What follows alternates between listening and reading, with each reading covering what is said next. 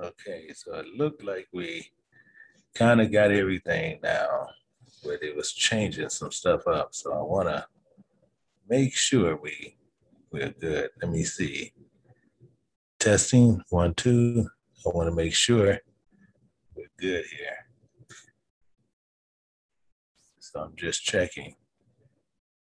Okay, so it looked like yep, we are good. Kind of got everything now. So we're good here. And I just want to make sure. And now we're going through and we're going to make sure. So I'm going to give people a minute before we crank this up. So I don't know why, but these things do happen. So we want to give people a minute to get in here and to where we can move forward with what we're doing. Because a lot of this stuff is we have to deal with sometime a lot of these things here to where we just, they stop things and they move things and they stop things and they move things. So we just have to deal with what we have to deal with to continually move forward. So I just want to make sure many of the people where what we have, I need to send out a couple of links to make sure we're good. But I do want to welcome everyone here. I thank you guys bearing with us for right now. And I'm just sending out a few of these here to make sure people have them. And people I know we send these out to. So I have those done. Those are now done. And we building that up. So what we're going to do, we're going to get ready. We're going to move forward on what we're doing. Yeah, I want to make sure that the thing here is good. So I'm sitting here building that up. And some people who say they have no sound, I don't know what is going on there because I can hear it on my side, even from the streaming side. So I don't know what are you saying here. So the main thing is it could be on your side on what you have and the issues you guys are going through. So we need to make sure you guys take care of that side on that side. But what we're going to do, we're going to get into a few things. And I want to make sure that we are clear on them. And I want to pull up a few things here. Because I have to reset up what I'm doing.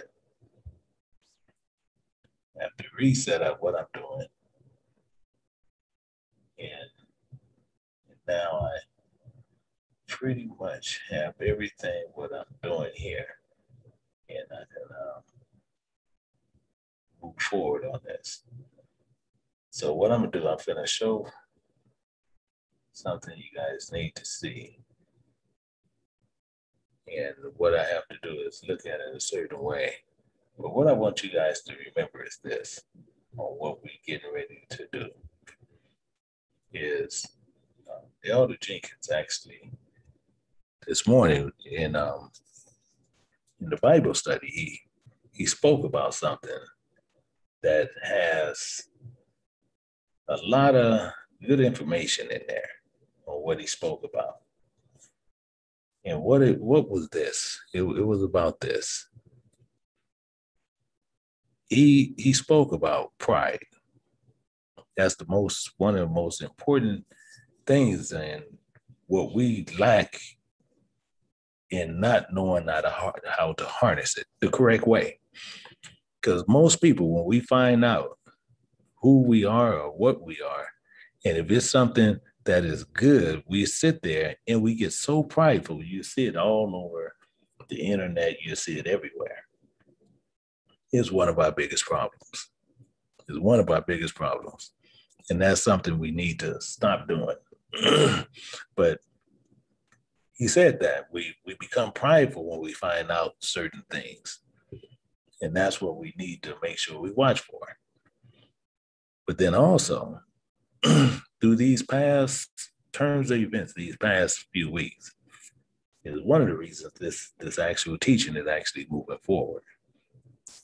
Because for whatever reason, this fire is kindled within me to move this forward, to make sure we're going to make absolutely sure, leaving no stones unturned on who these people are.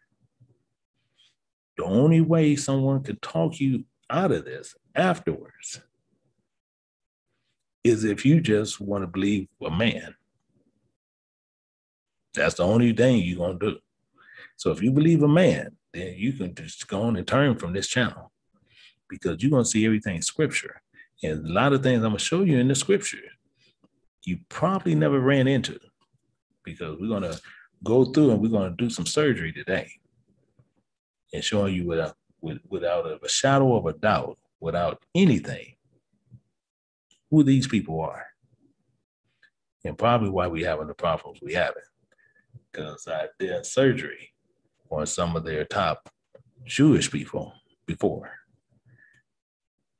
So we got to look at this, and we got to look at it real close. And what you got to do, always do, is same thing with the pride. You see, even when you go look in the jungle, you don't see lions walking around bullying or prideful about who they are. You don't see them doing that. So we need to learn how to straighten up and fly right. But we need to find out about somebody is replicating somebody. Somebody is replicating somebody. And it's the same as you look at a car. It was a guy, some years ago, he used to make kit cars. And he made these kit cars, but he was very, very extremely good at it. And I never purchased one for him, but I knew him. And he made high-end cars. If Ferrari came out with a car, he can make an exact replica of that car. And what he'll do, he'll go buy the rims, and he'll get emblems and everything else. And when you get the car, excuse me, once he finished the car, you couldn't tell the difference. He could be pulled side by side, and you wouldn't be able to tell the difference between that car. And he got so good at it to where Ferrari themselves commissioned him to stop doing what he was doing. He was so good at it that even movie sets used to get his cars. But then later on, he was bought out. This is how good he was, because he went from them and he started doing Lamborghinis. He started doing different things. And the only difference you can tell is when he used a lower type motor is where you can tell what kind of car he had. But other than that, you didn't know. This is how good he was. We also have a problem here when we're talking about these people who are Israel. You have the people on the outside playing this game. It's either one or the other that's telling them, that's telling the world that they're the children of Israel, the children of God. And we got to find out what's going on here. We want to see who is telling the truth and somebody is telling not the truth. And we want to find out who is telling the truth. So we got to go through these scriptures, and we're going to look at these scriptures, and we're going to find out what's going on.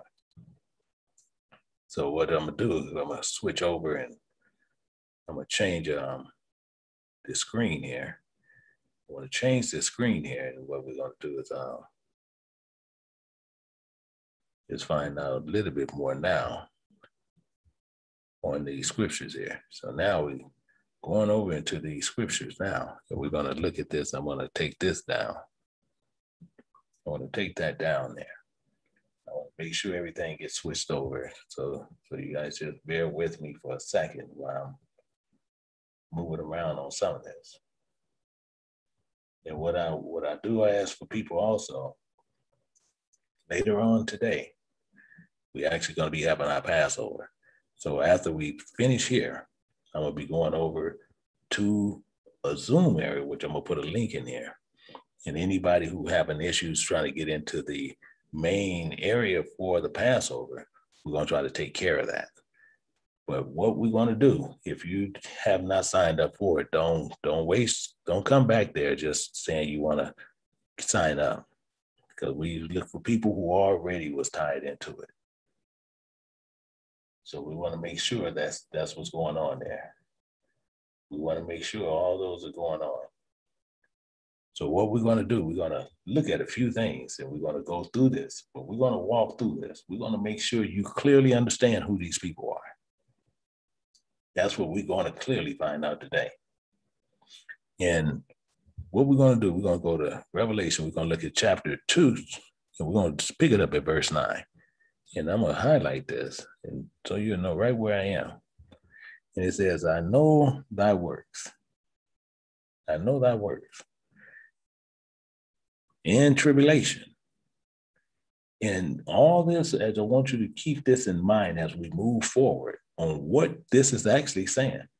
So he knows the works, but he also knows the tribulation. In poverty. In poverty. But he got in there, he said, but thou art rich. So we know something is happening. He said, and I know the blasphemy. See, these lies of them, it's a group, we say they're Jews. As I've been going and been telling people what's been going on, because you can see Jews all the way in the back of the book to the front of the book. And Jews, which people fail to realize, excuse me, where they've been told you all these things, they'll tell you Hebrew, it means this, and Hebrew, it means that, and Hebrew is this, and Hebrew is that. And that's not the truth. As I said, Paleo-Hebrew is a written language, not a spoken language, number one. And two, Jews don't mean what they say it means. Jew mean nothing, but they say they are followers of Christ. That's what that actually said. That's what Jew actually is. You can go plug that in anywhere in the Bible, and they're going to tell you the same thing. That's why you have some people is followers of Christ like and faking it. It's Jewish. But we're looking at this. They said, but say they're Jews and are not. But are the synagogue of Satan. This is clear. This is all scripture. And when you see this here, it's telling you what it is. But that synagogue, people are going to always look at the synagogue as a synagogue, thinking it's talking about a synagogue of a Jewish place. That's not all the truth. The entire truth is any gathering assembly point of any place is a synagogue, because that's all synagogue means. It's a gathering or assembling point of a place. Nothing more, nothing less. So you have people talking about synagogues, but then when you talk about your church building, you got to plug that into the same thing, because it's a synagogue of Satan. He's clear. He's clear about what he's saying, and he makes sure everything that's happening. And when we see these, but they're going to tell you something clearly. This is the synagogue of Satan. When you move over to Revelation Chapter 3 and verse 9, he goes into it again. And this is another problem where people also get this scripture kind of twisted up. It says, behold, which is remember, I will make them of the synagogue of Satan. So he's going to make them do something. Which say they are Jews, which say they are followers of Christ, and are not, but do lie. That's the key. They do lie. I will make them come and worship before thy feet. Now, this is where, again, people lie. Because people get prideful. And as soon as you say they're going to make them come worship at your feet, you thinking they're going to come worship at your feet. That's a lie. That's the lie that's taught. That's the stupidity that goes around through all churches everywhere in camps alike. Because he's telling you something that's specific. And when he's saying, I will make them come and worship before thy feet, he's telling you he's going to make they come and worship before thy feet, talking about the path that you follow. That's all that says. Because you went one path, the followers of Christ, you went one path, they went another path. They're going to end up worshiping the path that you're taking. That's all it was saying. But people has taken that a different way. Prideful. And he says, and to know that I love thee. So now they're going to look at the whole thing, because love, and he got loved, ED. People sit there talk about love and not knowing what love actually means. But just like I said, we taking all gloves off. And we're going to clear some things. Love means promise. So when you sit there and they went down, these followers of Christ and are not, took another path, and now you took another direction, you following Christ, and then they're going to find out that he is the one that he promised you, the path that you take it. That's what he's saying here. He's making this clear. So we have people saying they're true Jews. However, the Spirit of God only got in one people. One people. One. I don't care how many times you can look. You can always go through the scripture. He got one people. And we'll see this over in Ecclesiastes Chapter 5, and we're going to pick this up at verse 27. I'm going to highlight that to where we're going to be highlighting things to make sure you can see what we're talking about as we walk through. Because scripture is going to tell you everything. And it says, and among all the multitude of people, thou hast gotten thee one people. One. Don't sit there and say, whoever they are, they're one people. Not join into a whole bunch of other people. They're one people. See, this is another problem. People want to sit there, well, what about these? I can care less what you say. He's telling you right here, and he's clear. He's talking about one people. Unto this people whom thou lovest, whom he promised. That's why he's saying that lovest, whom thou lovest, whom thou promised. All the promises and everything else. Paul tells you about this in detail. He says, thou giveth a law that is approved of all. We agreed upon this. Why? Because he tells you that in Exodus chapter 19, verse 5, where he's telling you what you're doing. In verse 8, we did it. We approved that. That's what we approved it at. Actually, we're going to tell you what, let's do better than that. Let me show it to you. Show you that we approved it. We're going to go there. We're going to go to Exodus, just to prove the point. 1 second. We're going to go there. Because I just want to just prove the point as we move forward. Because I told you, we're going to walk through this one today. And we're going to go to Exodus chapter 19. We're going to pick this up at verse 5. Because he's telling you, now for that reason, if you will obey my voice in deed, in works, and keep my covenant, this agreement, then, only then, ye shall be a peculiar treasure unto me above all people, for all the earth is mine. And you go down to verse 8. I want you to look at verse 8. And it says, and all the people, it didn't say some of the people, all the people answered together and said, all that the Lord has spoken, we will do. We approve that. We approve that. So this is clear. No misunderstandings. But somebody lied. Somebody is lying. So there's only one way to find out these children of Israel. It's one way. And it's a couple of methods that I'm going to use. Because one, we got to find out the characteristics that these people have. The looks, the traits, the attributes, the features, the qualities. So you're going to have to also look at the traits, the generosity, the integrity, the loyalty, the devotion. Devotion, as people might try to do devotion to idols. The loving, meaning the promises, the self-control, peace, faith, patience. See, should also be found in the real children that is lost of Israel, as well as other things we're going to see that's going to pinpoint on really who these people are, who they are, without a shadow of a doubt. That's why I say we're going to walk through this. We're going to walk through it, and I promise you, when we finish here, if you deny it, you just denying the Bible. Because the Bible is going to show you everything. Only thing I'm going to be doing is commenting.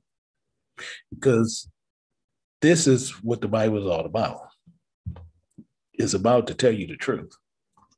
And we're going to go to Psalms. We're going to look at Psalms. We're going to go to 114. We're going to pick up something. Psalms 114. And I want to sit there and see what is happening here. Psalms 114. We're going to pick it up at chapter 114. We're going to pick it up at 5. Psalms 114. I'm sorry, not 114. While I'm sitting there thinking 114, I'm thinking about doing something else. But we want chapter 11, 4 and 5. That's the one we actually want. Chapter 11, 4 and 5. And it says this: the Spirit of God is in his holy temple. So the Spirit of God is in his holy temple. And the Spirit of God throne is in heaven. So that's telling you where his throne is. Meaning that's where he's coming from. That's where his king is. That's where God is. But he's saying his eyes, remember, his eyelids try the children of men. Did you catch it? Did you catch it?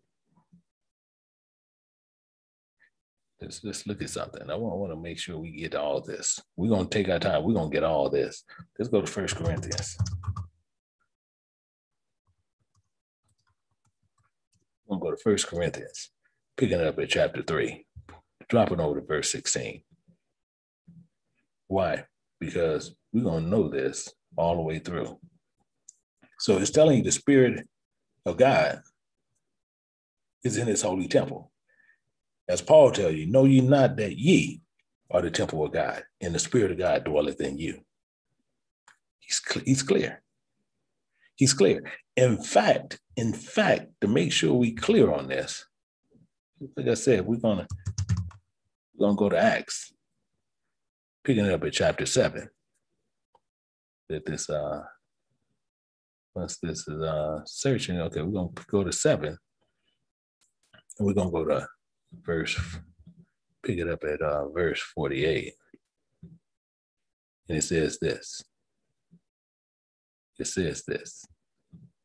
says, howbeit the Most High dwelleth not in temples made with hands. That said the prophet. This is the problem we have. Because people, no matter what, they're going to still say, well, we need to go gather, so we need to go do this. And you see the 3 is sitting here right in front of you. He said he dwells in the holy temple. So even if you're sitting there going to a building, he's telling you he's not in a building, but you're going to a building. Cursing God. Going in the synagogue, cursing God. Going in one of the, whatever church you want to call it, you cursing God. Thinking God, I'm going to do it this way. No. This is a characteristic that's telling you clearly what God is. So if you believe God, that he's dwelling in the buildings, you are poorly mistaken And that's the ignorance based on anyone. I don't care who they are. It's based on the ignorance that on that person. Because you can't make God go somewhere because you feel you can go there. That's not what he's saying here. He said he don't dwell in buildings made with hands. If you want to learn, eat at home. You learn at home. He done told you this. And this is how we start finding out the characteristics. That's why you got some people who are going to be looking like the children of Israel, but not Israel. You're going to have some that's completely false. Completely false. He says this. Let's go over here into wisdom. We want to look at wisdom of Solomon real quick. I'm going to show you something that's really important here. So this is more where I'm going in another direction to where I don't want to pull up something because I really want to talk to you. Because we just really just proven more of a point, but we have an issue.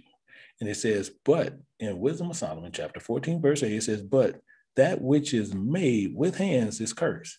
So any building in the world saying that it's a building of God made with hands because he didn't build it. It's cursed. So you going in there, I don't care less what anybody do, what anybody tell you, it's cursed. And now people are going to tell you that they places are not cursed. It's cursed. As well it as he that made it. So anyone that even ordered that thing to be built is cursed. Now, I want you to clearly see where he's coming from. Because as I said, we're going to walk through this and we're going to nail down some things that's going to shock a lot of people. It says, because he made it, and it, because being corruptible, it was called God. It's called the place of God. So we can sit there and look at ourselves as well as any other thing we have done and went into these church buildings, and that church building was cursed. It was cursed when we went in there. It was cursed when we didn't know it. It was cursed now that we know it. It was always cursed.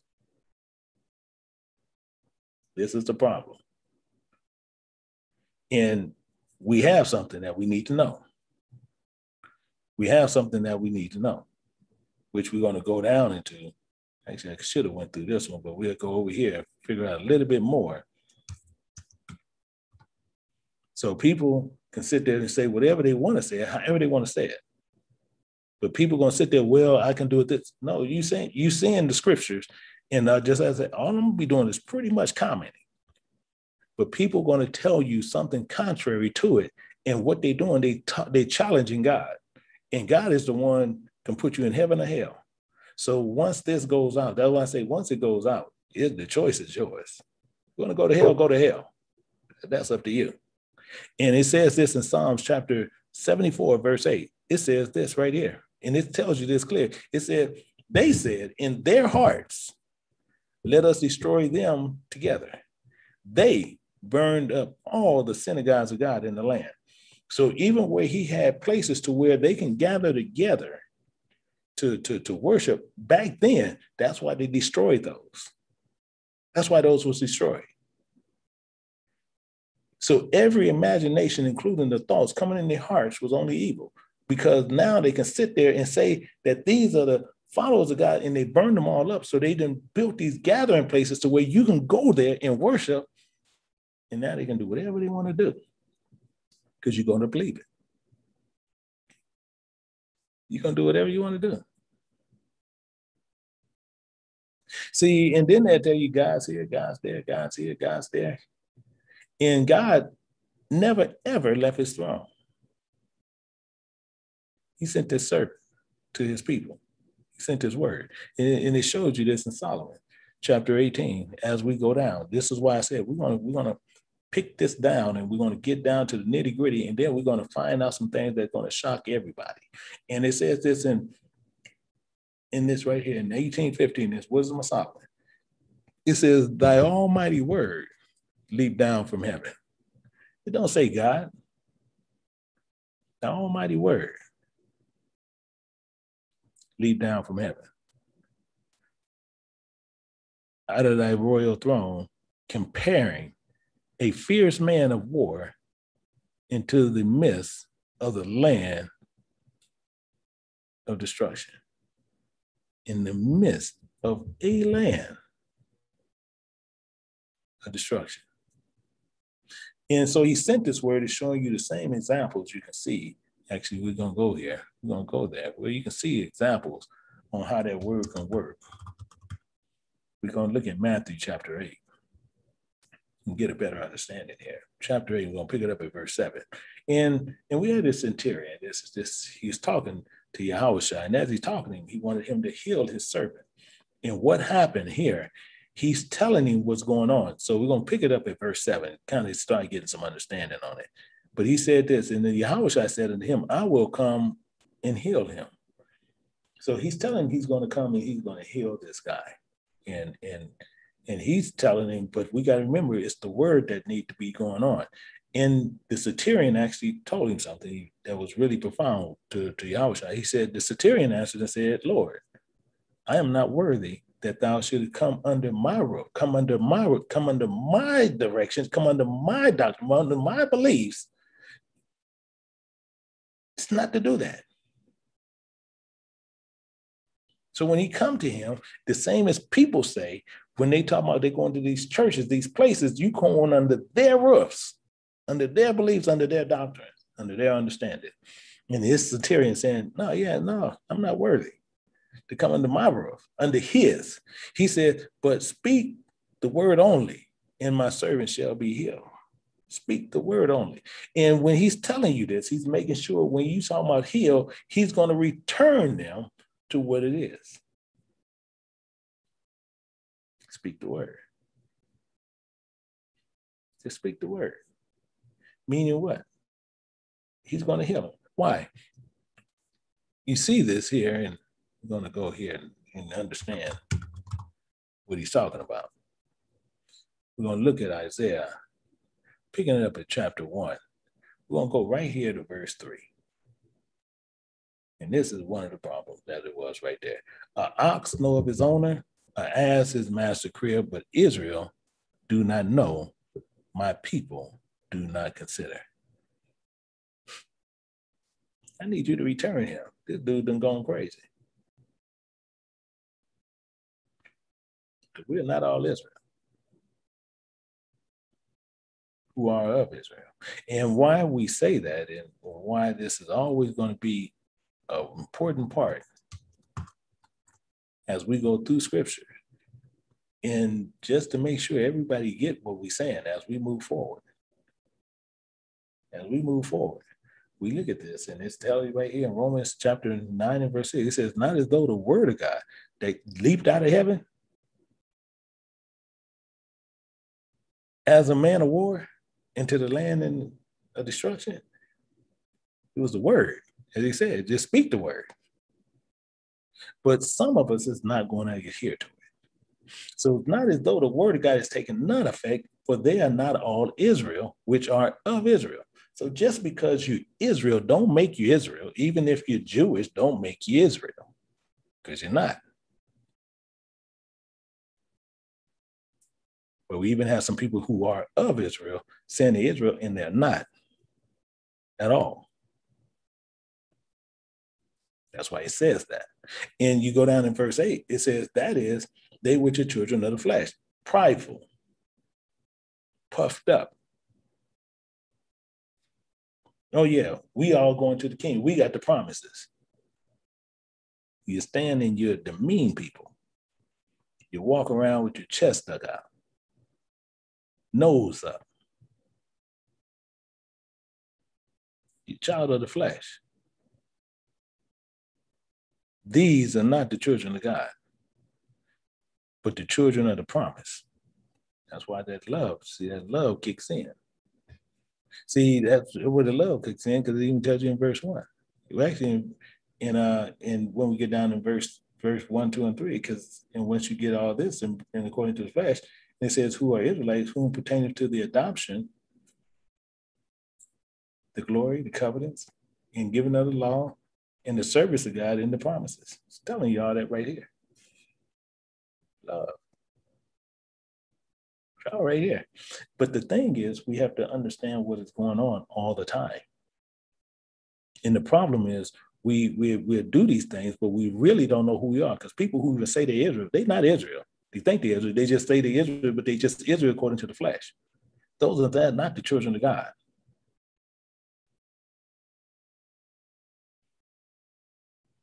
Because you just want outwardly, but you not want inwardly. So that's the characteristic of the appearance on what's going on. See, because you even have another characteristic where you see some where they had a characteristic to where you can even see it in speeches. Let's look at this. I want to show you this to where you can understand what's happening here. Because you have some who will sit there and do the same thing. And this is what you'll know. We're going to look at Matthew. We're going to pick it up in Matthew, and we're going to go to chapter 26. 26, and we're going to cruise over to verse 73. Why? Because it's something real. Went too far. Because it's real what's going on. When Yahushua, once he was captured and they was doing things to him, Peter was out there, and he was out there doing, little stuff, but, having a little conversation. But then after a while, Peter began to talk, because they first they looked at it and they thought that was him. You see here. I'm going to show you something. After a while, he came unto him, and they stood and said to Peter, surely thou also art one of them, for thy speech betrayeth thee. So again, we have many people over here who would listen to people just uses all types of languages and think that they swearing up and down they Israel and not no close to it. And see, and Peter had to show a way that the best way to denounce this, that he's not him, he tells you this in verse 74, what actually happened. It says, then Peter began to curse and to swear, where you see where people do this. But just as I said, no matter what, people is going to hold on to those types of doctrines.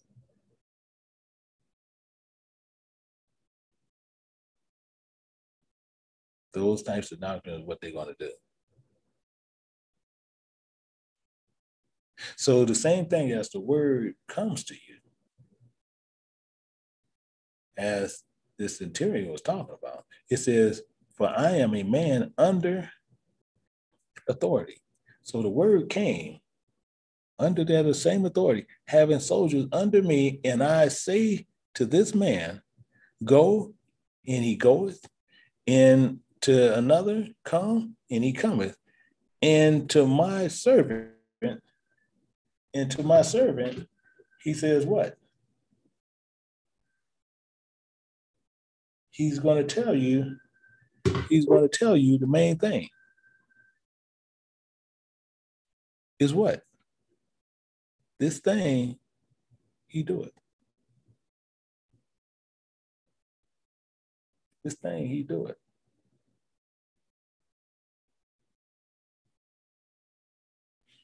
So we getting into more what's happening. Because now we need to find out a little bit better why he's saying these things the way he's saying it. We're going back to Psalms chapter 11, because I want to show you exactly why he was saying what he was saying. Pick it right back up at verse 4. It says, the Spirit of God in his holy temple and the Lord's throne is in heaven. His eyes behold. See that? But we're going to tear some of this down, because it says his eyelids try. His eyelids try. Why? Because what we need to know what eyelids actually talking about spiritually, not carnally, because people just, well, it's just eyelids. No, we need to know what they mean. See, eyelids is breaking down and it uncovers the pleasures. That's why your eyes blink, because it uncovers the pleasures. You go from darkness and then you open your eye and all of a sudden you can see, but it's uncovering the darkness on what you actually have in you. That's what this is talking about. That's why I say his eyelids tried the children of men. That's why he's saying this. Showing you the shadows of death when you close your eyes, and the deeper the darkness you can go in, but the Spirit of God is going to try these men. These are characteristics. So if you reacting, either you're going to react as a child of God with the generosity, the integrity, the loyalty, the devotion to the promises. It's the main reason you're going to be tested. The main reason you're going to be tested. He's going to test this product. And he says this. And this is all going somewhere. All this going somewhere. I'm going to make sure once we all get there, you can't get around it. And we're going to look at Jeremiah chapter 9. We're going to look at something. Jeremiah chapter 9. And we're going to look at something real interesting here. Picking it up at verse 7. Picking it up right here. It says, therefore, for that reason, thus said the Spirit of God of hosts, he says, remember, I want you to remember something. I will melt them and try them. Did it ring a bell now? Did this ring a bell now? For how shall I do for the daughter of my people? You see what he's telling you. In fact, we're going to double down on this to make sure you can't get around it. We're going to double down on this because, as I said, we're walking somewhere and we're going to walk right until where we can't get around it. And this is the reason I love to run these precepts in this manner. Because as it goes, after that, we can't get around it. We're going to look at Zechariah. We're going to pick it up at chapter 13. And we're going to pull up something in verse 9. Zechariah 13 and verse 9. It says this. The skin we can't get around. It says, and I, who, Christ, who, the Spirit of God, he said it. And it says, I will bring the third part through the fire and refine them, comparing as silver is refined. Silver got to go through the fire. And it says, I will try them as gold is tried. Where it's going? Through a furnace. They shall call my name, and I will hear them. I will say, it is my people, and they shall say, the Spirit of God is my God. Oh, he's clear. He's 100% clear. So as he's telling you what he's doing, he's making sure who we are. And we're going to look at some of this, because if that's going to happen, we're going to see some things that most people ain't going to like. And as I said, we got to go somewhere. We have to walk through this and carefully go through this and walk through it to where we can show you without a shadow of a doubt what is happening. We're going to go to Deuteronomy Chapter 28. We're going to pick it up at verse 23. Why are we going to put it there? Because if you're going to try them, you're going to go through a furnace. And he says, in thy heaven that is over thy head shall be brass. In the earth that is under thee shall be iron. Now, are we clear now? I mean, this world you're going to go through some hell. Is what he's telling you in this fullness. You're going to go through hell. Who? These children of Israel. I don't care who they are. They're going to go through hell. He's telling you right here, and watch what he's going to tell you even more so in verse 24. He says this. He says, and the Spirit of God shall make the rain of thy land powder and dust. From heaven shall it come down upon thee until thou be destroyed. Are we clear? I don't care where you are. You can be in the USA, Europe, Africa, no matter where you are. Based on these characteristics that we're running into, because we're doing characteristics right now, you're going to be going through some hell.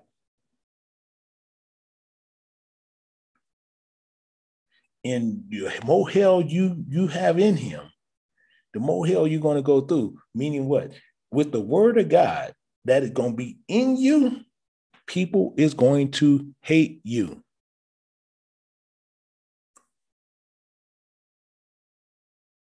Are you with me? Let's look at it. Just look at it, because this is the clear part. This is the clear part. Just as I said, we got to walk through this. We got to walk through it to where it's without a shadow of a doubt. Without a shadow of a doubt, these things going to happen. We're picking this up at Mark 13:13. Why we want to see? We said, "And you shall be hated of all men for my name's sake." Why? Because he's going to send word, put it in you, and all men going to hate you because you're going to be following the path that they don't follow. So your heaven and your earth is going to be as brass and iron. You're going through hell. You got to endure some things. Are you with me? Actually, let me tell you what, let me pull it back up, Psalms. I want to show you something. Make sure we all actually want to tell you what? I need to pull these. Well, I tell you what, I'm gonna go back to it. I'm gonna pull it back up because I'm gonna go back over there. But you're gonna be hated of all men. And he's saying that for this reason. I want to go back to Psalms because that's what I want to show you. That's what I want to show you. We'll go back to Psalms chapter 11 because I want to show you something there in verse 5. Something that you might have missed. I just want to make sure this is in front of you.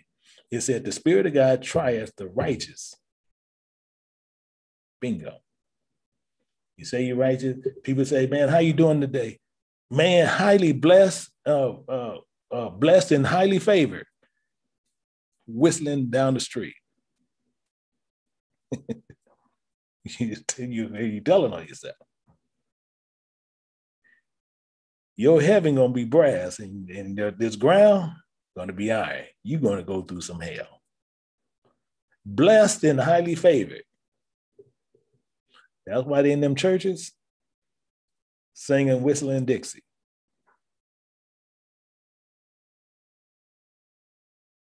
I'm just showing you what's happening here.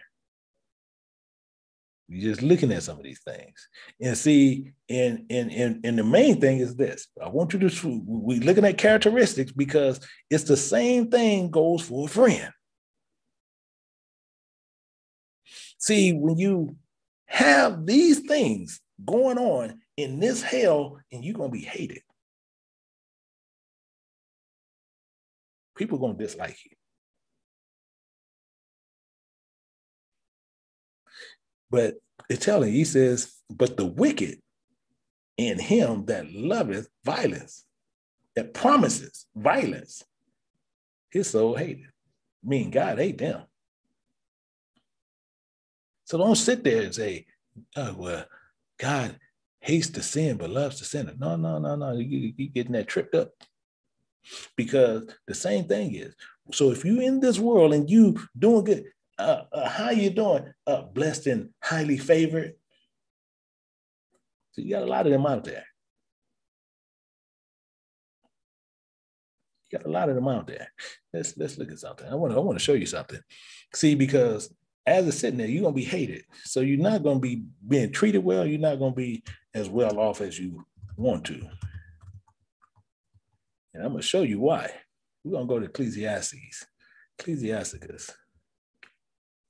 I'm going to pick it up at chapter 12. We're going to run over here to verse 8. Why? I want to show you something. It says this.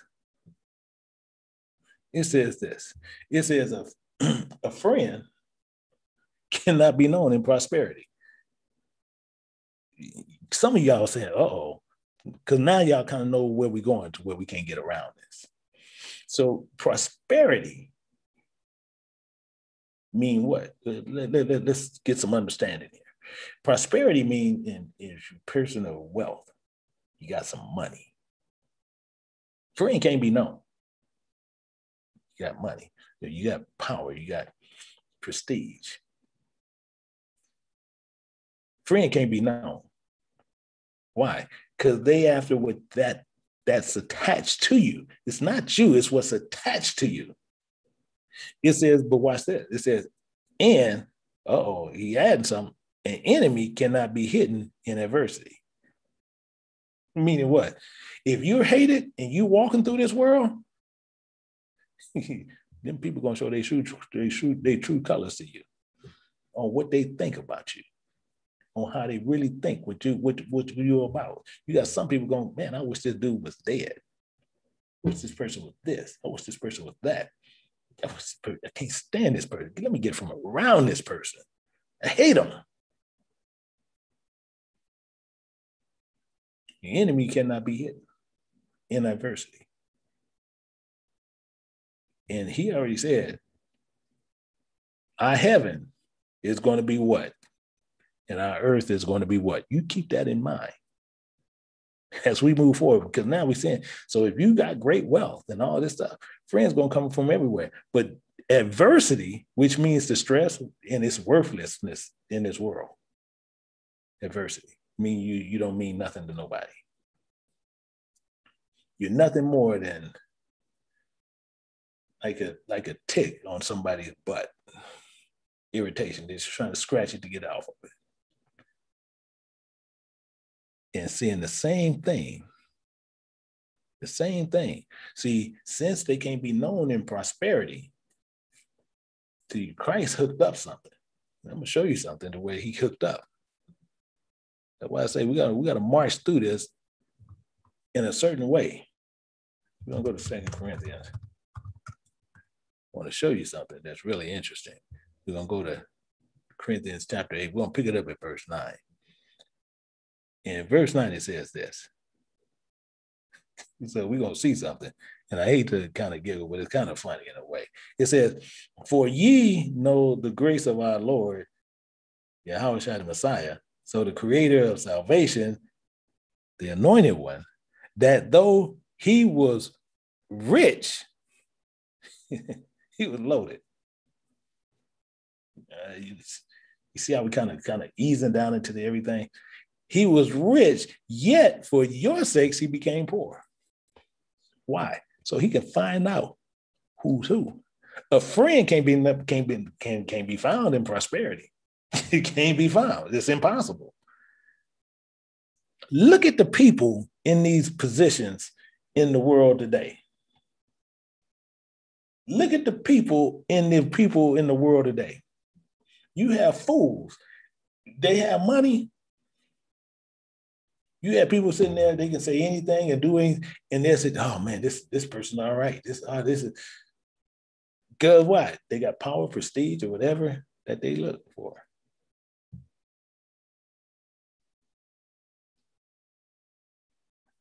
Simple fact. Just like I showed a couple of weeks ago, Lil Wayne sat right there plain as day. Did one thing. Lil Wayne. He sat there and talked all that trash. He even came on there. He said his bees love him and this and that. In talking to him, they knew who they are. He said, y'all know who y'all my bees. They don't care, because not him per se. He's tattooed all over the place. And he's talking down to them, but they don't care because what's attached to this man. So that's the only way you can find out, because a friend cannot be known in prosperity. But an enemy cannot be hidden in your adversity. So if you ain't worth nothing in this world, now you're going to find out who your friends really are. Though he was rich, who Christ, yet for your sakes became poor, that ye through his poverty might be rich. So you can see who's who. is what he's doing.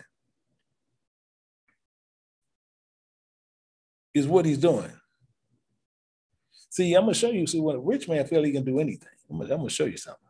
When a rich man feels he can do anything, I need to show you this. I'm going to show you something. We're going to go to 2 Samuel. We're going to pick it up at chapter 12. We're going to pick it up at chapter 12. And we're going to start at verse 2. I want to show you something. I want to show you something real particular. It says, the rich man had exceedingly many flocks and herds. So this is telling you a parable of a man. It was two men in the city. One was rich, the other was poor. It tells you that right up there, but you can just read the whole thing for yourself. And this man was loaded. He had money, rich in flocks. I'm telling you right there.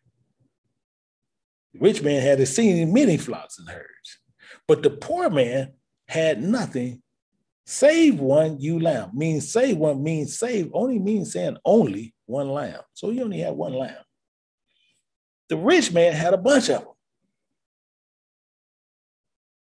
Show you the worth on how people see poor people in this world.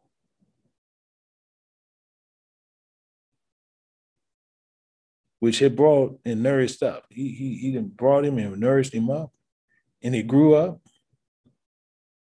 together with him and his children, and did eat of his own meat, and drank his own cup, and lay in his bosom, and was unto him comparing a daughter. He actually treated like one of his kids. This poor man. But the rich man, he had a whole bunch of them. But watch this. I want to show you something. To show you, and they get away with this even today. It says, and there came a traveler unto the rich man. So now the rich man get a visitor. And he spared not to take one of his own flock in his own herd, and dressed for the wavering man that was to come unto him, but took the poor man's lamb. He didn't ask for it, he took it. That's what rich people do. That's what people in power do. I'm only pausing because I want this to resonate in your head. This is what they can do. And dressed it for the man was to come. Why? As we said, what poor is, with adversity, when you're in distress and worthless in this world, they'll do stuff like this. And people say, oh man, please get over it. Man, get over it. You can care less about a poor man's feelings. Like he's not even real. A rich man, they'll sit there and they're going to side with him. You can see that today, even with the presidencies that happen. They figure this man is rich and he couldn't do no wrong.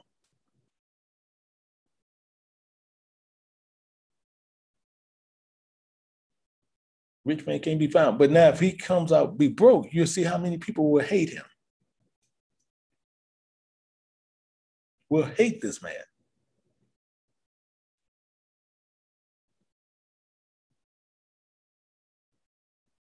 So what's going on here? So Christ had went and he prepared a place for us because he wanted to know who his friends are. He needs to know who his friends really, really are. So if you're rich, you know you got an issue. So if you poor, then you're going to see who your friends are because you're going to have some adversities towards them and they're going to do you in. But Yahushua said this. I'm going to show you something. I want to show you what Yahushua says. We're going to look at John. And I want to show you John. And we're going to go to John chapter 14, pick it up at verse 2. And it says this really clear. And it says, and this is something that a lot of people like to use, but we want to understand what it's actually saying. It says, in my Father's house are many mansions. If, provided it were not so, I would have told you. I go to prepare a place for you. Who? The people, the followers of Christ. Now, this place is already laid out. Actually, let me show it to you. Let me show it to you. I'm not going to sit there and say something I'm not sure to you. I told you we're gonna march through this and get some things really clear today. And Second of Trees, picking up at chapter 2, we're gonna cruise over here to verse 13, and it says this: as he said he was going to do something. Let's see here. He says, "Go, and ye shall receive. Pray for few days unto you, that they may be shortened." Why? The kingdom is already prepared for you. Watch.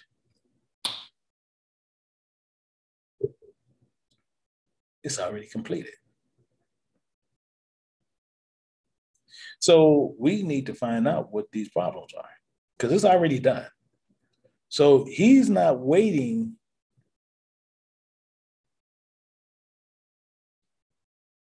on what you think.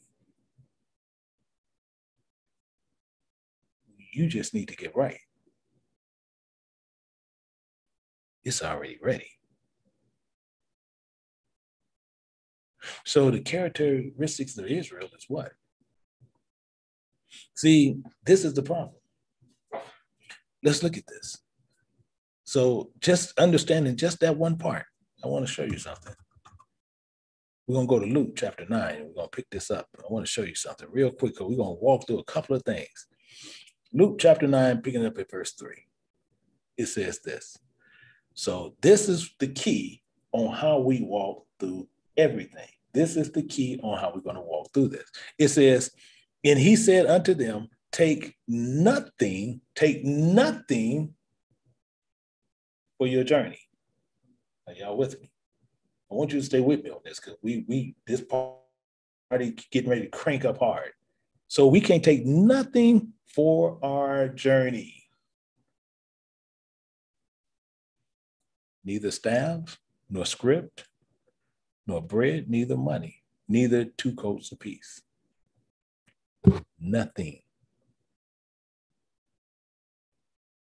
Are you with me? I need you to stay with me on this, because he's telling you right up front.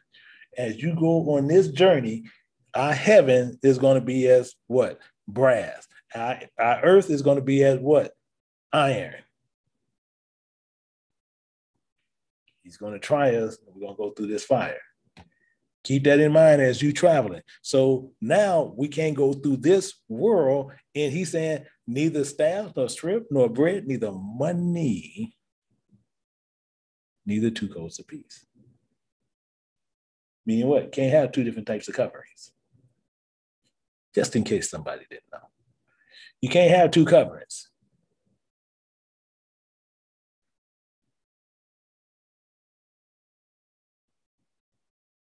Keep all that in your head. Keep all that in your head, because he's going to say some things. So number 2, we need to see a little bit more. Let's go to Luke, and we're going to pick it up at chapter 10, just to get a little bit more now. And we're going to see a little bit more. And we're going to go to Luke chapter 10, and we're going to pick it up at verse 30. And I went a little bit too far. And it says this: and Yahweh answered him and said, a certain man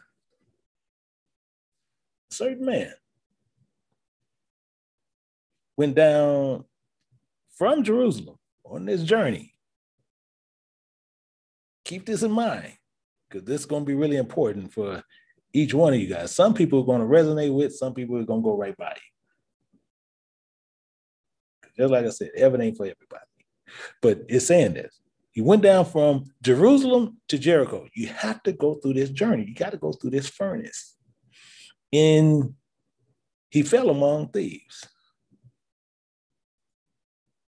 He fell among thieves, which stripped him of his raiment and wounded him and departed, leaving him half dead. That's what it actually says, leaving him half dead. So the other part is just dead. That part is just not right there. It's on the other page. So it's left him half dead. So this is the thing. So now you have nothing Keep this in mind. You have nothing now in this world. You stripped. They stole it. They took it. So if you have no friends or people, and if you have a real friend, this is an adversity. Adversity has arrived. Are you guys with me? Adversity has now arrived.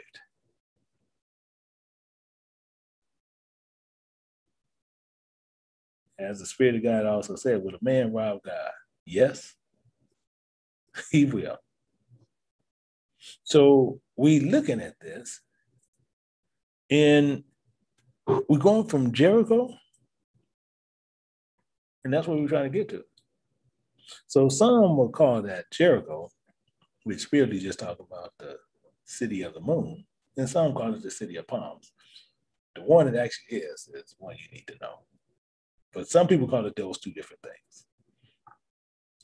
But he fell amongst thieves, and they stripped him of his raiment, his covering, leaving this man half dead. But let's look at this in verse 31 to show you how people do. It says, and by chance there came down a certain priest.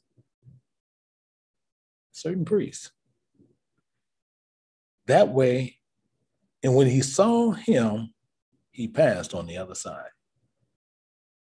It has nothing of worth to him. It has nothing of worth to him. See, they stripped him, they left him naked, half dead. So when you look at this, it can't do nothing but help run you somewhere. We need to look at that. So I'm going to show you something else just to keep always something in mind. We're going to go to Micah. We're going to pick it up at chapter 3. And I want you to keep this in mind all the time. In Micah chapter 3, verse 11, it says, the heads thereof judge for reward, and the priests teach for hire. This man was stripped and left half dead. A friend would be known as that person. So if you're a man of God, you're not trying to do stuff out there just based on that. You send someone half dead, stripped, but the priest's going to pass on the other side because it's nothing for you to extract from this man.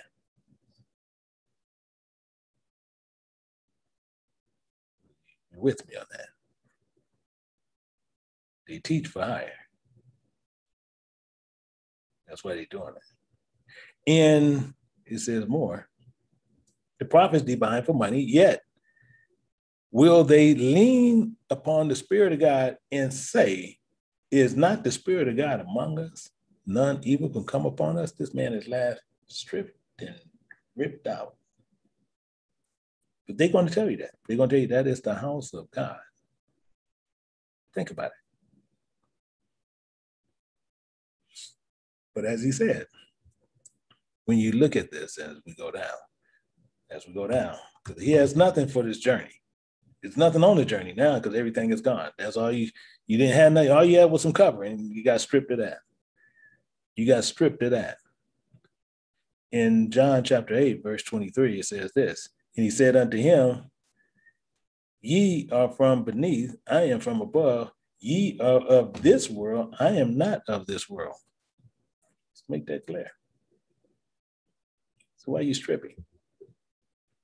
Stripping leave him half dead because he had the clothes. That's why. But you got to keep in mind, our heaven is as brass, our earth is as iron.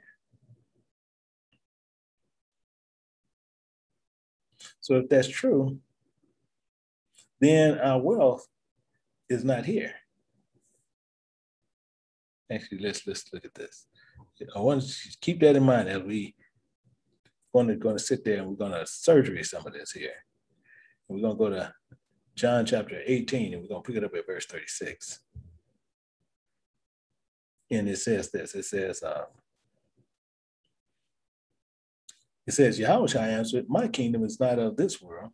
If my kingdom were of this world, then my servants fight that I should not be delivered to the followers of Christ. But he's telling you, those are They say they are the Jews, but they are not. They're the synagogues of Satan. They're the synagogues of Satan. That's why we have to keep in mind what we're dealing with. It says, but now my kingdom is not from hence, but the things here is from hence. That's why it's so important to understand what he's saying. Because people are saying, well, he's being delivered to the Jews. No, it wasn't. The same Jews that they saying here is the same ones killed him. They say they were Jews, but they were not.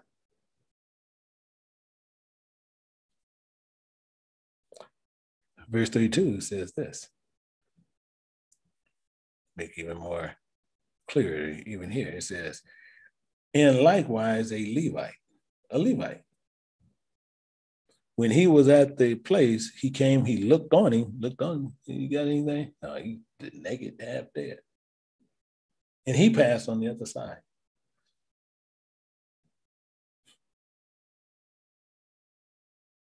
And you follow the point. You see the point.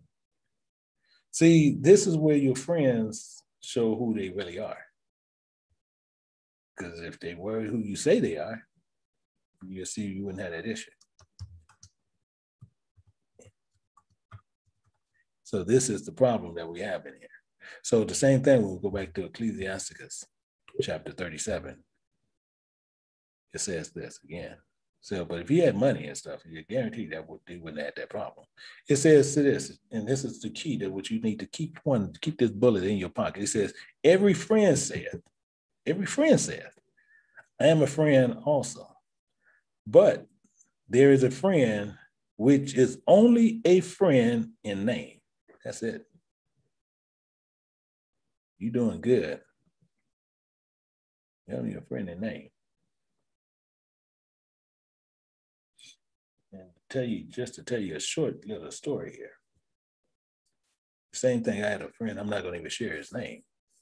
I had a friend, they was trying to do him in. He had a high level position.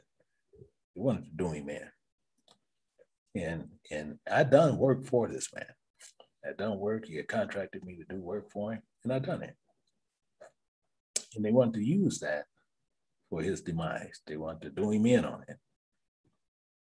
And they tried to do everything to try to get me to speak on this man. Now, as my contract was with them also. So they were going to put me through the same adversity to speak on this man. But as I told him from the beginning, if you're a friend, we're going to ride together. If they do you, they want to do me. And that's how we rolled. We rolled together, and they tried to do him in on everything. They put me through a lot of hell as well. They tried to get me to do this man in, which I refused. Not to just show him that it was something else I'm trying to do, but I'm letting him know I'm not being your friend in name. I'm your friend. Because what happened is the same thing with friends. That's why he said a friend cannot be known in prosperity, but an enemy will show itself in your adversities. So the same thing as Christ came. Though he was rich, he became poor for your sakes because he need to know who you really are. And many people is showing who they are all the time. Now and today, they show who they are. And it's saying that to say this, because it's telling you something that's really clear here. And we're going to go over here. We're going to look at Proverbs. We want to look at Proverbs, and we want to show you something here. In 17:17. And why we stuck on this so much about this money and wealth, it's showing you everything. Now, we're in Ecclesiastes at first, but it says, a friend loveth at all times, and a brother is born for adversity. Why is that there? Because when you got a true brother, he's born for that. That's where he's born. When you have adversity, that brother is actually going to step up. When you're going through adversity, you know who they are. Any adversity you start going through, and if he can assess it, that's where he's going to do it. He's not going to sit there and push you to the side. He's not going to do those things there. That's where that integrity shows up. See, that's where all that stuff starts showing up. The promises. All these things happen. So it's the same thing as if your brother have it, you help him. Showing you this. I'm going to show you this here and sit there and see some of it. To show you how this brother works. We're going to go to Deuteronomy. Pick it up at chapter 15. We want to sit there and see something in verse 11. Verse 11 says this. Because he was stripped and half dead. You just traveling through here. And it says, the poor shall never cease out of the land. Why? For that reason, I command thee, saying, thou shalt open thy hand wide unto thy brother, and to thy poor, and to thy needy in thy land. And I told this story before, where, I have a cousin, and he needed some help on some assistance, and I helped him, but he promised when he was going to pay me back, he wasn't able to. But I didn't give him anything that what I couldn't afford to lose. And I gave him what he asked for. I gave it to him. And he was being an upstanding brother. He came back to me and said, man, I can't give it to you. I know I said I was going to give it to you, but I can't do it. And the only way that I can settle it, because this brother was going through some adversities, the only way I can to rectify that is just wash it away. Okay, hey man, to tell you what, better yet, you don't owe me anything. I'm paid in full. Why am I going to put more adversity on this brother? Don't make any sense. But many of us say we're Israel. So even those that we going through finding out who Israel is, as we're going to find out, so we just getting down to it. But we even finding people who look like Israel, but they're not really Israel, because they get really upset. Even when a brother owe them $1. Dude, you owe me $1, they'll fight over it. This is the problem. And it's meaning this. See, here, you got to remember, we in this world. So in this world, we got to go through this adversity. So here, we not going to be the top dogs here. We don't have anything. We don't have the clout. We don't have the standability to do the things that we need to do on many occasions. So in Deuteronomy Chapter 28, picking up at verse 43, it says this. And they have a problem with this. A lot of us have it. It says, the stranger within that is within thee shall get up above thee very high, and thou shalt become very low. Why? You don't have anything here. So you need to keep that in mind. As we go through this land, you're not going to be this person that you think you are. It's not just going to be. It's telling you, you're going to be very low here. He says, take nothing with you on this journey. Nothing. Well, we have a problem with that. And we see this in verse 44. It says this here. Verse 44, it says, he shall lend to thee, and thou shalt not lend to him. He shall be the head, and thou shalt be the tail. It's clear as day. These people, these children of God, these children of Israel, this is their position. They don't have nothing as they coming through this land. So as they coming through this land, they don't have anything that is of any substance, and you're going to be hated for his name's sake, because his name is in you. He's dwelling in his temple. So we have a problem. And a friend cannot be known in prosperity, but an enemy can be shown in your adversity. So we see this here. This is all straightforward, no complications. So we see that there, and I want to show you something. And now you have people here, and this is why this thing happened. This is why this happened. I want to show you why you see these things happen. Why I said we got to go through and make sure we clearly understand a lot of foundation before we can really pull a lot of documentation and meat here in the Bible to make sure we can't get around it. In Jeremiah chapter 18, picking up at verse 16, it says this. It says this, and you're going to see how perfect sense this makes. It says, to make their land desolate, their body is going to be desolate, in a perpetual hissing. And it's the end of that thought right there. Hissing. And we want to know what, actually, I'm going to unhighlight this, and we want to know what hissing actually means. Why we're going to walk through it. Hissing. Why we want to know what that means. It's important. The reason he's saying hissing is this. And you write this down because this is going to help you out all the time. And when people hissing mean they're expressing the contempt or scorn. That's what they're saying.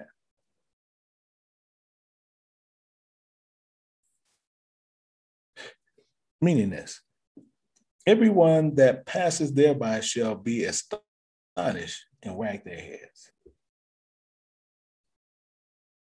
They're going to be astonished. They're going to be amazed. They're going to be dumbfounded. That anyone, you don't have the wealth, but then you're astonished on the matter because you're claiming something that you're not. Are you follow me? You have people, you name the place. You name the location. You have people where people was in prominent positions in Africa, and now they're in the lowest position in Africa. You have people in Jerusalem, now they didn't change Jerusalem to Israel, now those people are the lowest people. You go to anywhere in the world, you'll see people look a certain way, they're going to be in all the slum areas. All the slum areas. But it's going to be a hissing contempt. They're going to be scorned. They're going to talk badly about you. And the reason I'm saying that, to make sure, because some people are going to sit there and say, well, no, that's not what that means. Well, just find out. Because just like I said, we're gonna do surgery today. We're gonna do a cleansing and make sure we know who these people are. We're going to Lamentations, and I want to pick it up at chapter 2. We're going to go to verse 15. We're going to see the same thing running around here. We're going to see the same thing running around here. Chapter 2, verse 15. And it's going to say the same thing. And the same thing, the people, this perpetual hissing, always just constantly do this contempt, this scorning of these people. It says, all that pass by clap their hands at thee, they hiss and wag their head. Same thing at the daughters of Jerusalem. They're gonna wag their heads at you. Saying, is this the city that men call the perfection and of beauty? Really? Look where you are. Look where you are.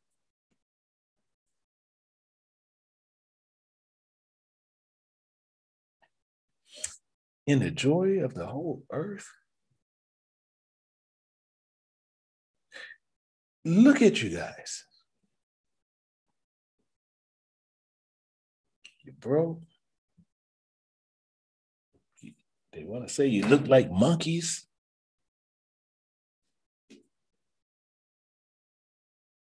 You call your women these things. You do all these things and you call yourself the beauty? Really? People will be in disbelief.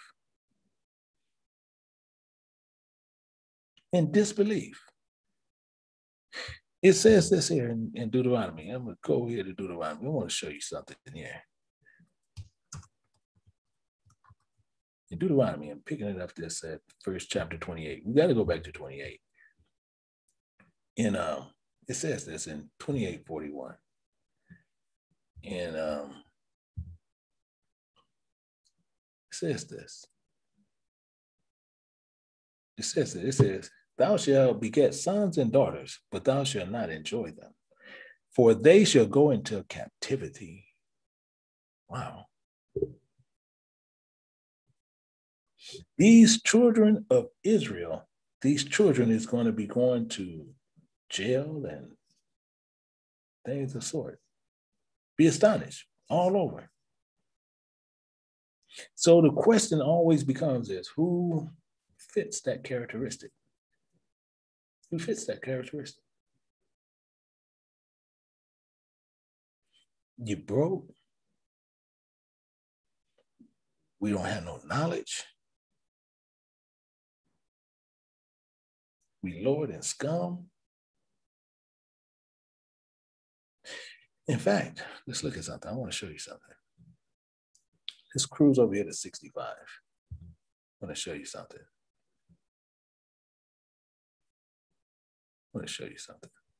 And at 65, it says this. In Deuteronomy 28:65, it says, and among these nations, thou shalt find no ease. You scattered throughout the world, and you will find no ease. People say, oh, no, well, you got some people that, no. As a whole, you will find no ease.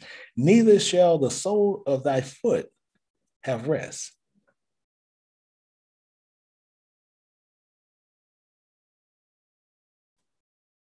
This is serious. You have no having, and it tells you more. Watch what he says here.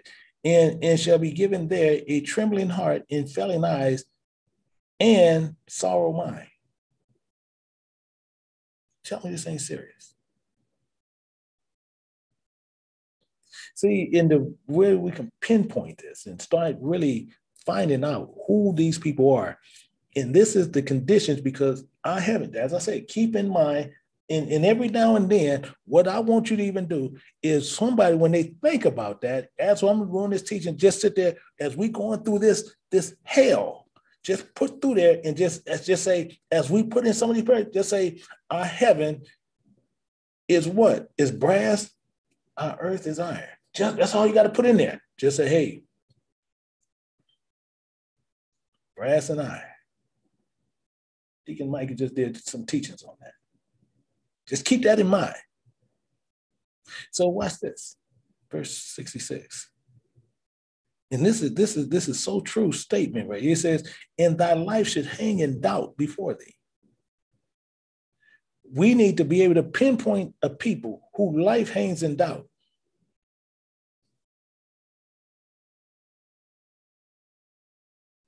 So you'll find out who they are. Their life going to hang in doubt. And it says, and shall have no assurance of thy life. You ain't going to have no assurance of your life. And with that, you can sit there and ask anyone, have they ever had to have a conversation with their children? When you go out there, worrying about, are they going to come back? Not worrying about the public, but worrying about the people who protects the public, who will actually take them out.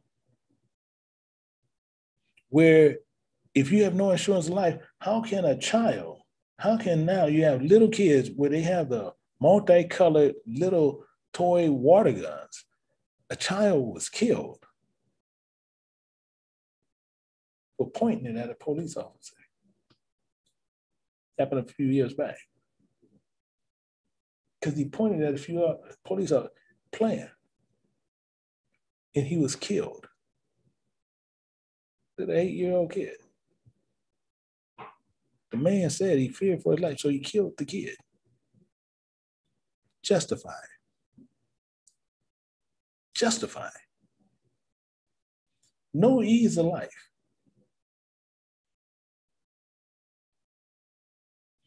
You're broke, poor. They say you look like monkeys.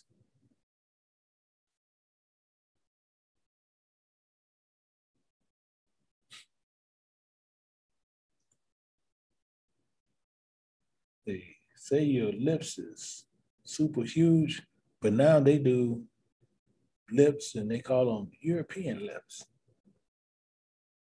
They talked about your butt, but now they look for butts.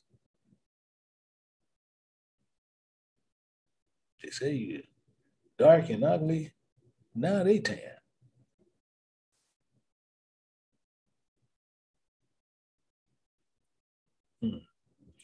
And those same people do this. It says, in the morning thou shalt say, would God, if there be evening. You already, as soon as in the morning, you wishing the evening to come.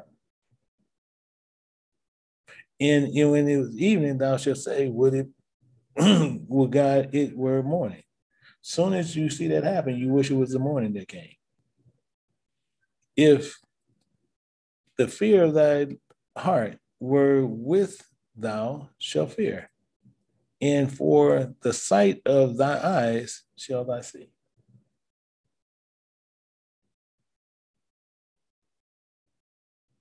Tell me right there. We have no assurance of life. And if that's not enough to show you some things that we need to really figure out on who these people are. You are not going to have no power, and then they can put pressure on you to make you do things that you don't really want to do. Children of Israel. You got to remember, you're not worth anything. Let's look at this. Let's go back. Let's go back a little bit. Let's go back to 54. I want to show you something. In 54, we're going to see something. And the reason we want to look at 54 because it's telling you, it says, so that man that is tender, impressionable, you can impress upon it. That's what tender actually means. They want to tell you even about Leah, says she was tender-eyed, and they talking about she was cross-eyed and had a weak eye. That's the stupidest thing in the world. Where you get that from? You get that from Christian doctrine. But it's just telling you he was tender among you and very delicate. His eyes shall be evil towards his brother. Because all you got to do is put some pressure there. Put pressure on him, he'll do whatever they want to do. It's automatic. And it tells you that, and towards his wife of his bosom, all you got to do is put some pressure on this man. He'll do it. He's that easy to be impressionable. And towards the remnant of his children, which he shall leave. All you got to do is put the pressure on him, he'll do it. That's all you got to do. Put some pressure, he'll do it. It says this in verse 55. It says, so that he will not give to any of them of the flesh of his children, so he shall eat, because he have nothing left in his siege, and he was stripped and left half dead. In his strength and in his strengthness, that pressure gonna hit you. Within thy enemies shall distress thee in all thy gates. That's what he's saying. Everyone there, they're gonna run through all this hell. And he'll do whatever he wants to get that hell off of him. But let's look at the characteristics of the woman. She's the same way. Because she'll say, oh, y'all man are weak. No, hold up a second. You got another verse here. It says, the tender and delicate woman among you. Because we got a lot of them among us. It says, will not adventure and set the soul of her foot upon the ground of her delicateness for her tenderness, and her eyes shall be evil towards her husband of her bosom, and towards her son, and towards her daughter. You see, this is clear. So it don't matter. It's one or the other. All you got to do is put pressure on them. They're going to do whatever you want them to do. They'll turn in whoever they want to turn in. To save, for them to be saved, they're going to turn you over. For them to live, they're going to, and they saying that when you need to die, that's what they're going to do. Who? Israel. Who say they is not really Israel. Why? Because you don't have nothing. You don't have nothing of wealth. And it tells you this even in verse 57. And I know some people sitting there like, man, this is, and it might be them. And it's just hitting them. And it says this, and towards her young one that cometh out from between her feet, and towards her children she shall bear. That's dead serious, because you need to know really what bear means. And it says, and she shall eat them for want of all things secretly in the siege of strictness, wherewith thy enemies shall distress thee in thy gates. All you got to do is put some pressure on you. All you got to do is put some pressure on you. So he said these things on something that we need to do and make sure to try to eliminate much of this as possible. Much of this is possible. Meaning we need to get rid of some of this pressure. So the children of Israel, we here to do a job, not here to come to Club Med or do things of that sort. But if we have gained any wealth and we need to have any of that type of wealth or anything that's of that sort, he's telling us we need to get rid of that filth. And let me show you what I'm talking about. I'm going to show you what I'm talking about here. We're going to look at Luke and find out a little bit about Luke. We're going to go to chapter 18. In Luke 18:22. 18 and 22. See, because we here to do a job. It says, now Yahweh heard these things, and he said unto him, you just figure he talking to you. That's all you got to do. He says, ye lacketh thou one thing you lack it. Because he already told you what to do. We already seen it. But it says, sell all that thou hast and distribute it unto the poor, and thou shalt have treasure in heaven. You come and follow me. And that's what we don't do. That's what we don't do. We need to follow in his footsteps. But the problem is we followed other things. Saying this, we do things that we always sit there thinking we're going to do things for us. And we're going to make sure it's right. But we're going to make things, he going to like it. No. We love to do that. We love to sit there and think for God. God going to like this. No, he don't. No, he don't. But we love to say this. It says this, because this is who you really love. And meaning who you really promise. Again, devil taketh him up into an exceedingly high mountain and showeth him all the kingdoms of the world and the glory of them. Right there. And saith unto him, all these things will I give thee if thou fall down and worship me. Bingo. Bingo. You'll do it. These are things we'll do. These are the things we'll get into. Won't think nothing about it. Won't think absolutely nothing about this. So we had to sell these things to get to the other side. This is what we have to do. Let's look at this a little bit. I'm going to show you this one part where we're not seeing, or how they say you're not hearing me. We want to understand what's going on. So we're going to go to Genesis. We're going to look at verse chapter 25 and pick it up at verse 31. And it says this, and Jacob said, Sell me this day thy birthright. Interesting insight. So Esau sold his eternal life for the life that is here. So the ones here that is not a God have the wealth of this world and the power thereof. Are you following me? See, most people are not going to see how this even blends in, but I'm going to show you do it too. Cool. I don't want you to get around it. So we're going to look at this because the scriptures cannot be broken. That's why the beautiful thing is the precepts. Precepts is the beautiful thing that we do. In Hebrews chapter 12, picking it up at verse 17, it says this. It says this. It says, for ye know that afterwards he would have inherited the blessings. Why? Because it's telling you in verse 16, lest there be any fornicator or profane person comparing the same way as Esau, who for one morsel of meat sold his birthright. Under the smallest piece of pressure, you will give it up. The smallest thing, you will do it.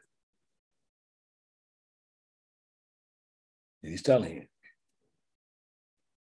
Who after would have received it, he says right here, for he know that after he would have received, he would have inherited the blessing, he was rejected. For he found no place for remembrance, though he saw it carefully with tears. Care less what you do at that point. See, many people are going to sit there and they're going to join to other things, saying they know the truth, and then they think afterwards, once I do this, now I can come back. No, you'll be rejected. I'm just telling you this right up front, because that's profane to God. That's profane to God. You have many people, even to this day, there are many people who's going in churches. They're going to continually go in there. And once they didn't heard the truth and see the truth, they're going to continue to do it. So the same thing is he's going to see them as the profane person. So they can seek it carefully with tears, but they still going to be rejected no matter what. Because he already told them all through scripture, if they teaching you not of the truth, you remove yourself. But then you there for whatever reasons. So you're there for your personal reason. You're not there for God. You're there for personal reasons. Your own personal beliefs, your own personal reasons why you're there. So while you're there, you're thinking you're doing something, you're not doing anything. Because he tells you, if they don't take that where you kick it on and you're going on about your business. But those people will sit there, and then later, how you have these preachers that sit there in these real big prominent positions, they say, well, I know pretty much what the truth is, but I'm going to make another meal, and then I'm going to tell them the people the truth. But I need to make another million.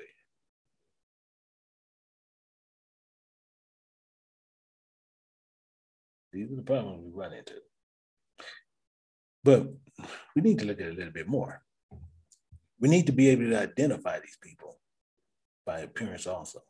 You need to be able to recognize them out of a crowd. You need to pinpoint them down without a doubt, not just sitting there talking about they poor and they in these areas and this and that. We need to be able to determine who they are, who these children are, to see what they look like. And you can start doing this as we go through the journey. We'll see them here. We're going to go over here to Jeremiah. And we're going to look at something here. Looking at Jeremiah chapter 14, picking it up at verse 2. And we're going to look at a couple of things in here. You're going to actually shock some people. But we're going to say it says Judah, mourning, in the gates thereof, languish. And it's in languish, and you can see it's the end of the thought. It's a semicolon there, but languish means they wait, they weep, they despair, they dispirited, they spiritless.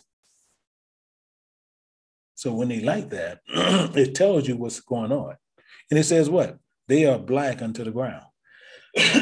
Black unto the ground because it's showing you clearly in appearance, they having no knowledge, no understanding.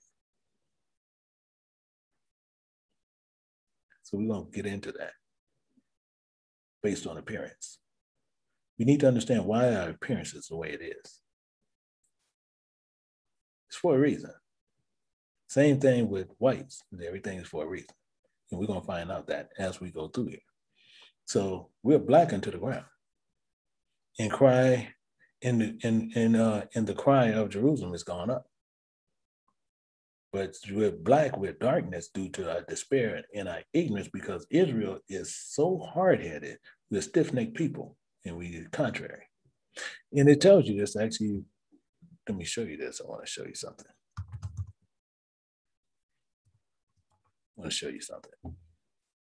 We're going to go to Jeremiah, pick it up at chapter 13. I want to show you something. Chapter 13 and verse 23. And it says this. And you see who he's comparing you with all the time. It's always with something black. And you can see it says, can an Ethiopian change his skin? No. Impossible. As you said, or leopard is spots. No. These two things cannot change anything. But he's telling you what we are so used to doing that he wants to change. He says, then may ye also do good, because we was created to be good, that are accustomed to do evil. We're accustomed to one thing, but we should have been doing good all the time.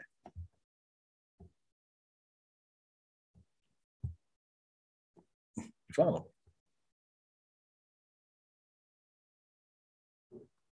This is just us.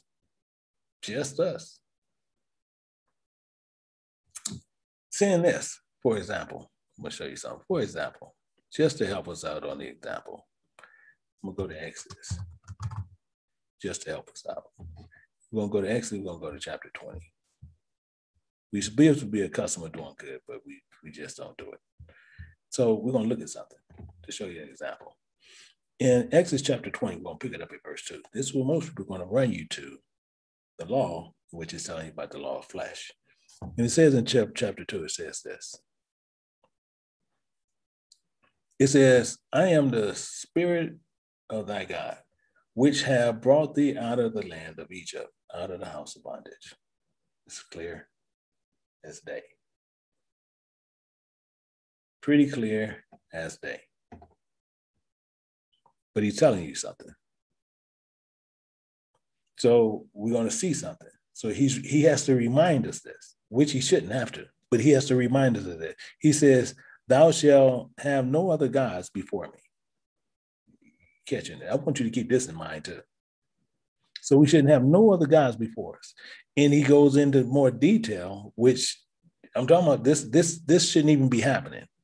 He says, thou shalt not make unto thee any graven image or any likeness of anything that is in the heaven above, or that is in the earth beneath, or that is in the waters under the earth. It's clear as day. These things he's already telling us what not to do. Reminding us on what not to do. Watch this. In verse 5, it says, thou shalt not bow thyself down to them, nor serve them. For the spirit of thy God am a jealous God, visiting the iniquities of the fathers upon the children unto the third and fourth generation of them that hate me. So you see, if you're doing that, then you hate him. I don't care how you look at it. You can sit there, oh no, I just got this for this. I just got this. No, God's saying right up front, you doing that, you hate him. People who got crosses and people who got crosses tattooed on them. You got many people out there doing that. They got crosses tattooed. Images of this man they want to call God tattooed on them. You telling God and showing God to his face, you hate him. It's no other. So you can sit there, oh no, it's no mean that. No, that's what it's telling you right now up front. You hate God. See, I'm not going to sit there and sugarcoat anything for anyone. Because you the one who went and tattooed yourself, and they tell you don't make any marks on your body. But people sit there, well, it's okay. Okay, keep thinking it's okay. Keep thinking it's okay.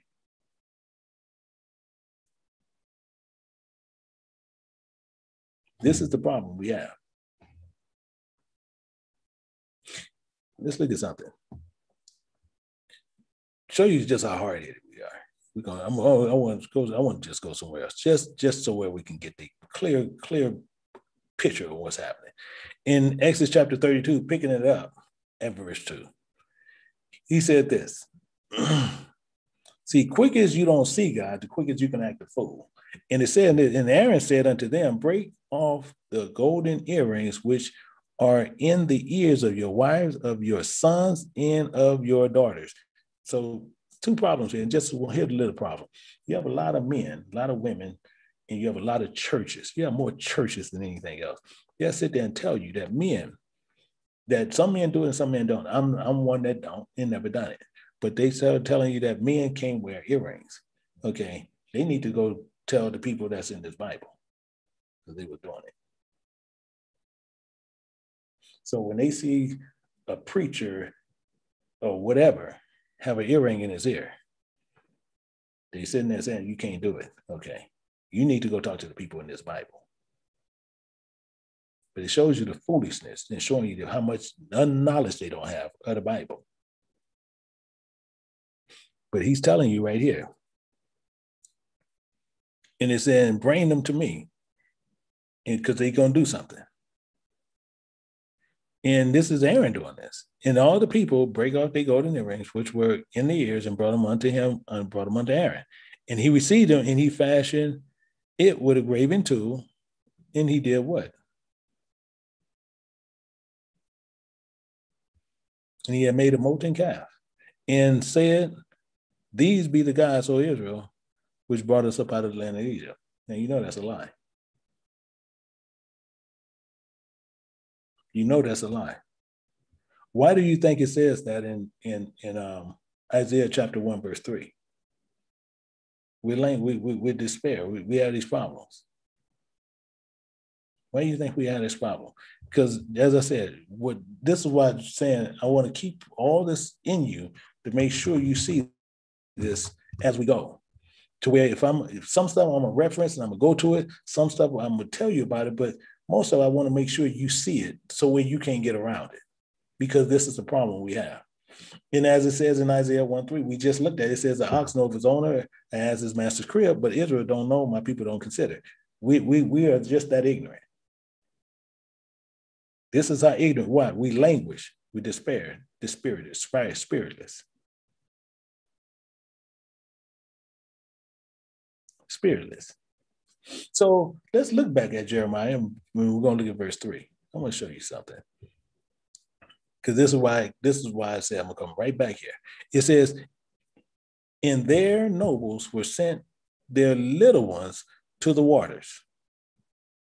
That's what we do. So we're going to take them to a place, a building that has water. We say it has water. They came to the pits and found no water. But we too ignorant, we thought it was still water. They returned with their vessels empty. So when you get out that church, your vessel is still empty. And they were ashamed and confounded and covered their heads. Exactly what we do. Exactly what we do. And the main part of it is this. We sit there and we always want to hold on to what we think is right in our own eyes. And this is why I say many of us going to bust hell wide open, deservingly so. In 2 Ecclesiastes Chapter 1, picking it up at verse 25, it says this. And this is where we're getting into some issues. It says, seeing ye have forsaken me. See, we'll sit there and you cry to God, and we sit there and we do these things to God, and he already told you. Your earth, your heaven gonna be one way, your earth gonna be another. But don't take nothing through here. Don't pick up nothing. Just keep rolling. But this is what?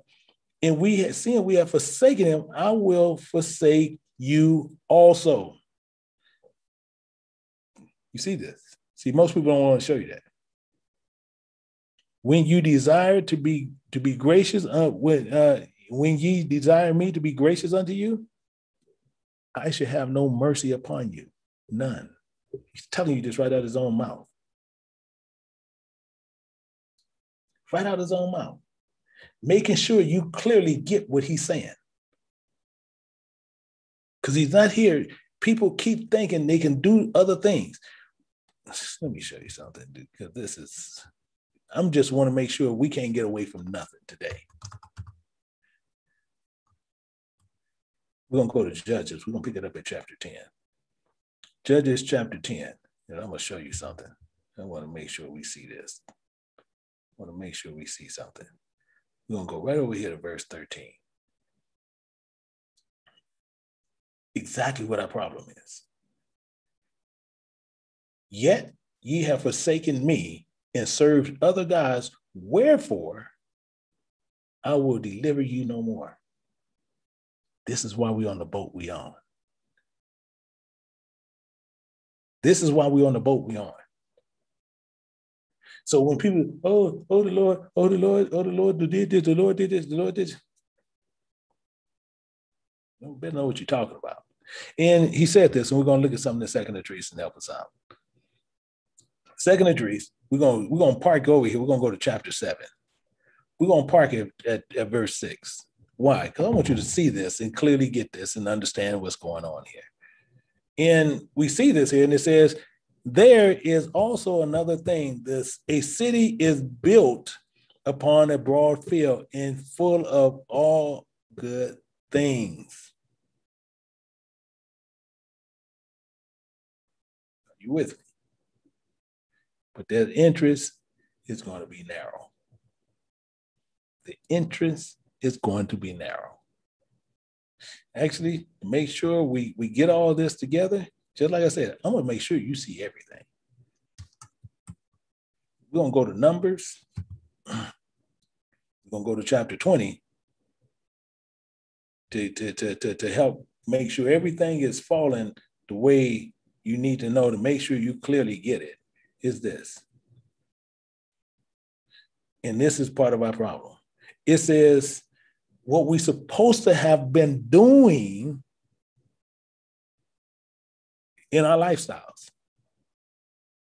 Here we go. It says, let us pass.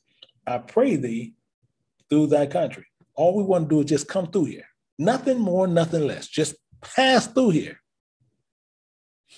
And it says this, I pray thee through thy country. I will not pass through thy fields or through thy vineyards. Neither will we drink of thy water of thy wells. We will go by the king's highway and will not turn to the right hand nor to the left until we have passed thy borders. Did you do it? Did you do it? That's the key. Did you do it? Because if you're doing it, this wouldn't be here, because we know something happened. It says the interest thereof is narrow. We on the king's highway, and we don't supposed to be looking to the left or to the right, trying to pick up nothing. And sat in a dangerous place to fall, as there was fire on the right hand and on the left, deep water.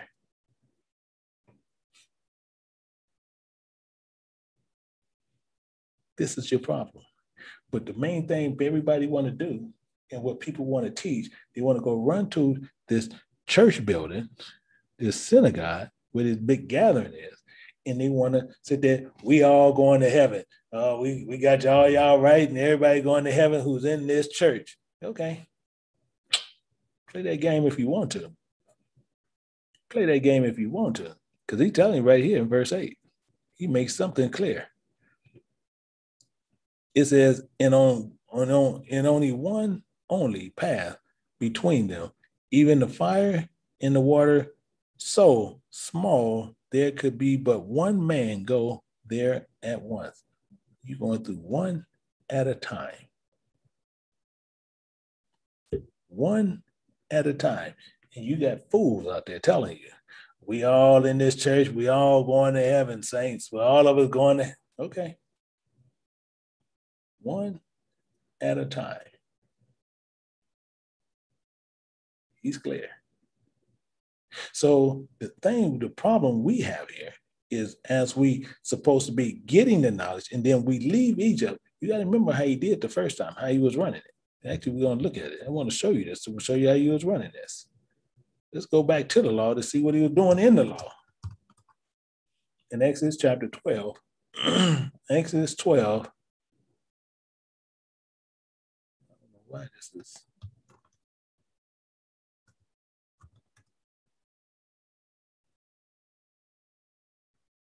1 second. Oh, I'm doing it.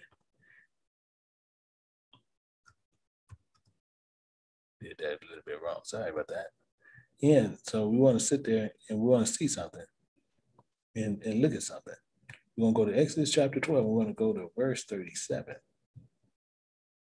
Because when we leave in this silliness, this bondage world, we got to know what we're doing. But this is the problem. It says, in the children of Israel journey, we on this journey, but everybody is on a different journey. But it's telling you this. In Ramses and Saklos, about 600,000 on foot that were men besides children. That was men besides children. You need to keep that in mind, because you're going to see something that's going to happen here. It is right here. It says, in a mixed multitude went out. People are going to tell you, they're going to lie to you and tell you it was a mixed race of people. It don't say that. It was a mixed multitude of people, because you even see later they was having a problem with God. Meaning the mixed multitude, you had people who believed in God, you had people who didn't believe in God. That's why as soon as they got out there, the first thing they did is what? They made a molten calf. Mixed multitude. That's why they did that. It wasn't a mixed multitude of colors of people. It was a mixed multitude of believers. That's what he was talking about. That's why he put us in that while we were so dark. While we are darkened people. Showing you we don't have that knowledge. We're being stupid about a lot of things. We're being stupid about a lot of things.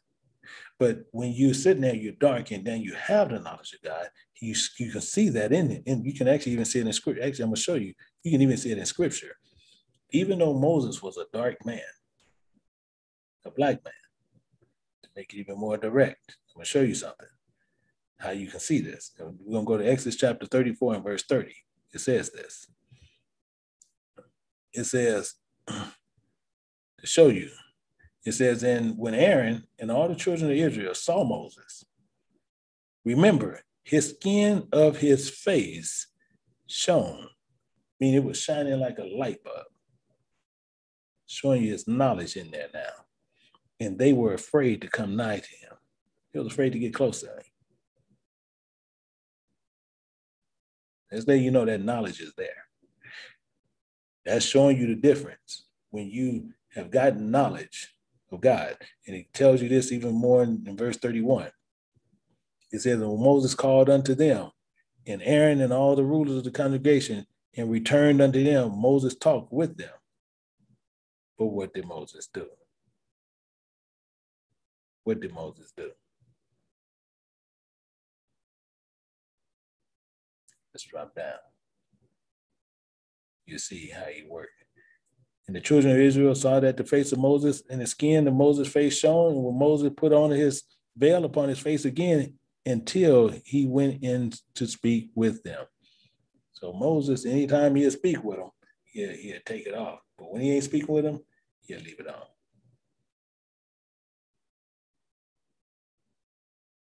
That's the way he had to run. And actually, it'll tell you that as you go through here. Because it tell you in verse 34. But when Moses went before the Spirit of God to speak with them, he took off the veil until he came out. And when he came out, he spake unto the children of Israel that which he was commanded.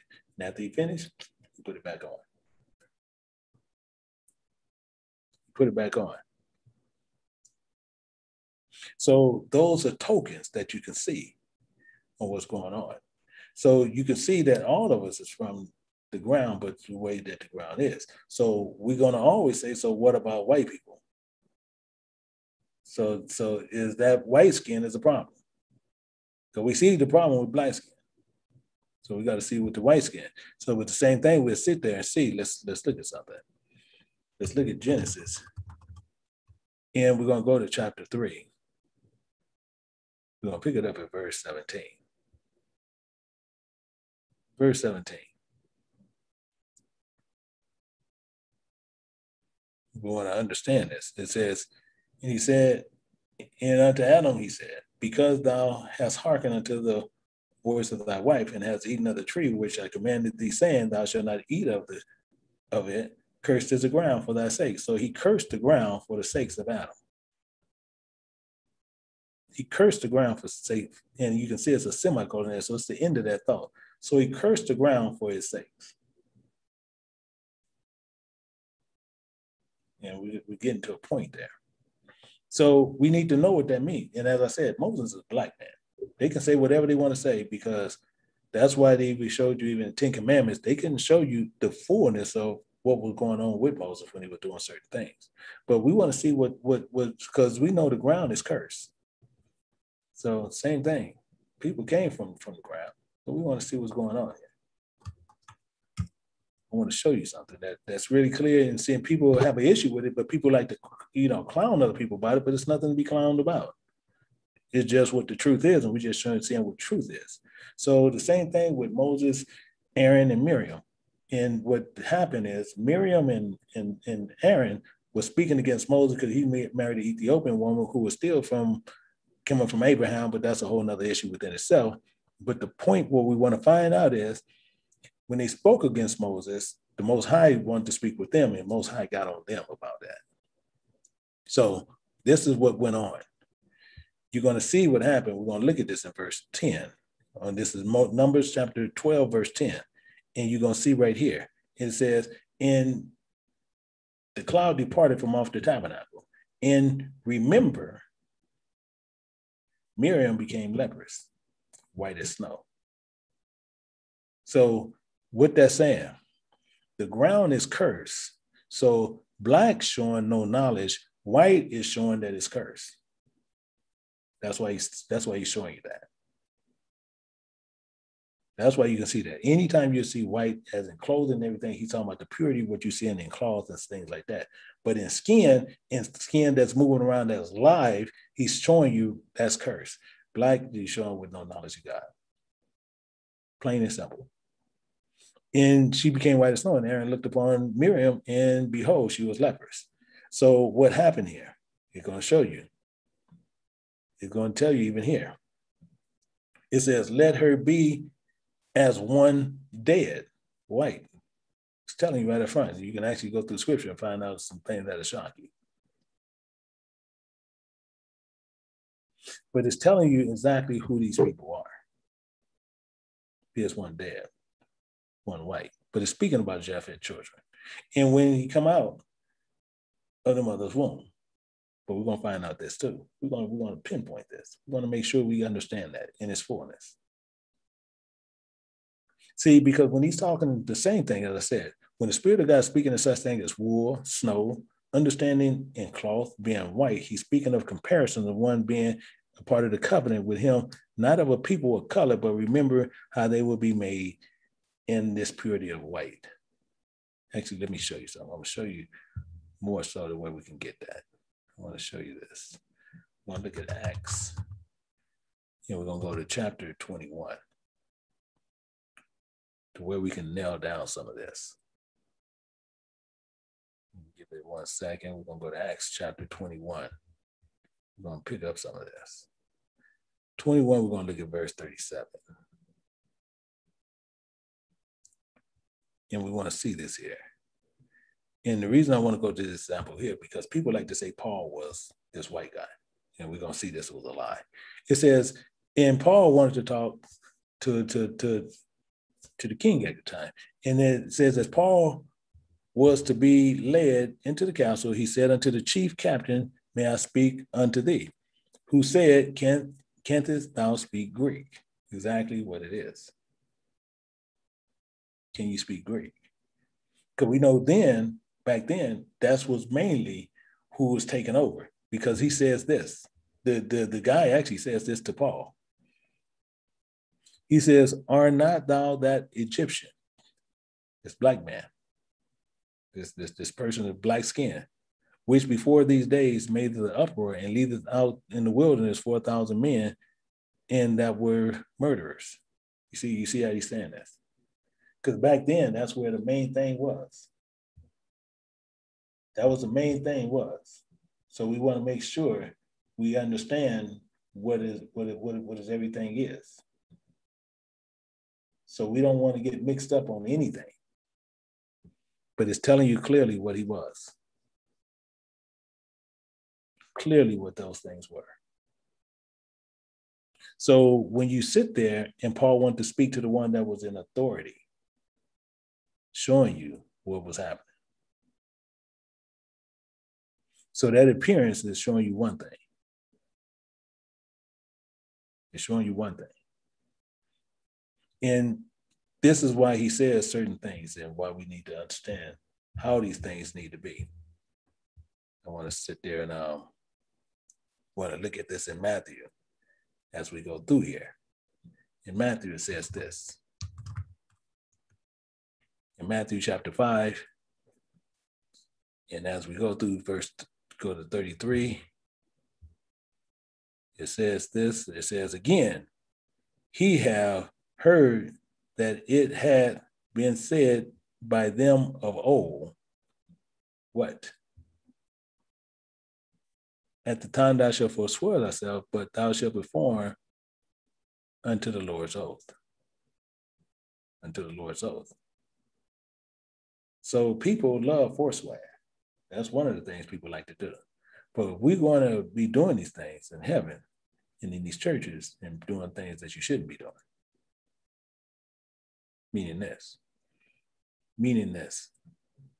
as we finding out things. It says, but I say unto you, swear not at all, end of the thought, neither by heaven, for it is God's throne. So you don't be swearing stuff to heaven, because that's God's throne. That's his business. But we love to go into his business. I swear to God. That's God's throne. You even willing to give up his throne. In verse 35, it tells you this. Nor by earth it is his footstool, neither by Jerusalem, for it is a city of the great king. So you don't even swear to those people. I swear on my mother.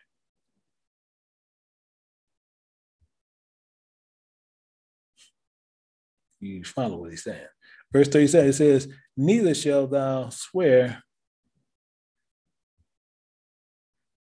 by thy head, because thy canst not make one hair white or black. You can't make one white and none black. Not one.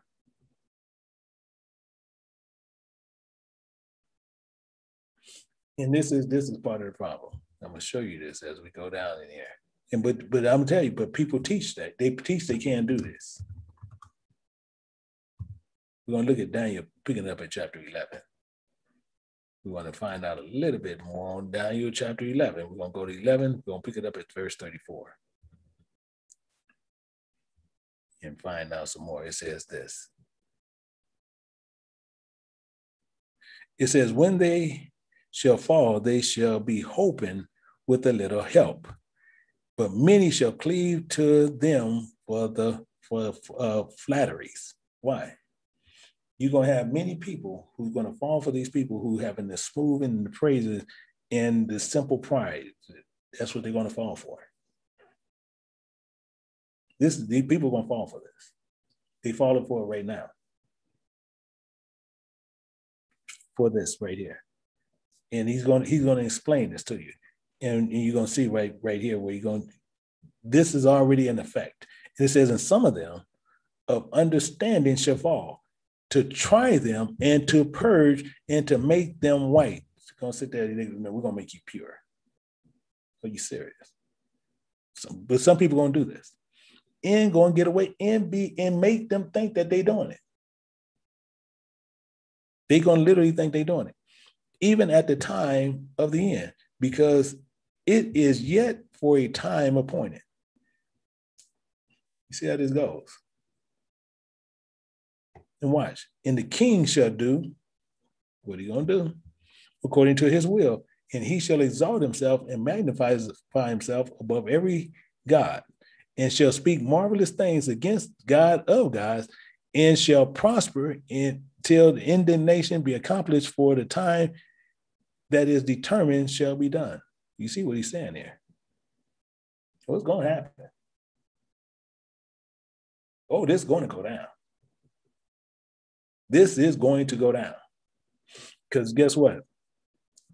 Just as I said, I'm gonna keep a lot of this stuff in your face.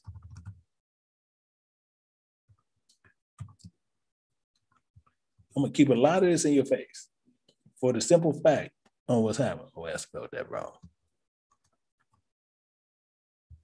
We're gonna go back to Wisdom of Solomon. We're gonna go back to 14 because I want you to see something. Wisdom of Solomon, chapter 14, verse 8.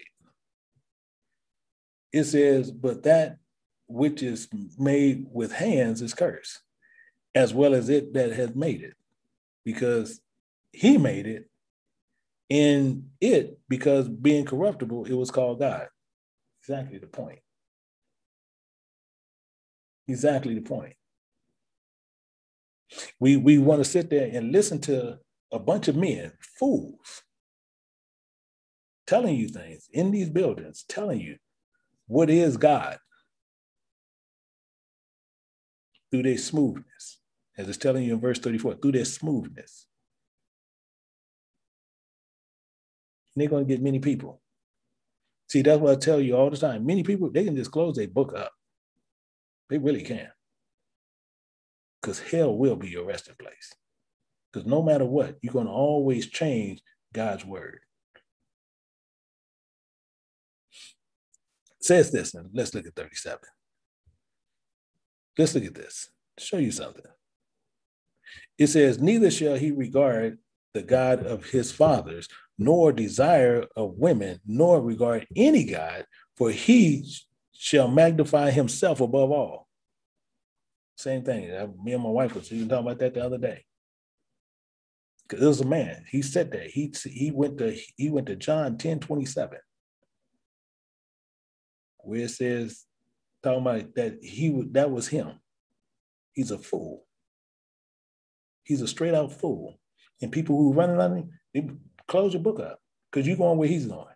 If he don't change by that time, but he don't blaspheme, he's going to bust hell wide open. He's sitting there putting himself in the place of God.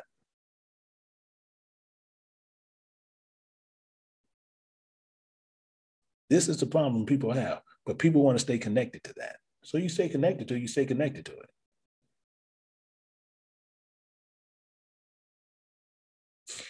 Let's look at this and let's look at some more. So the same thing here in Ecclesiasticus.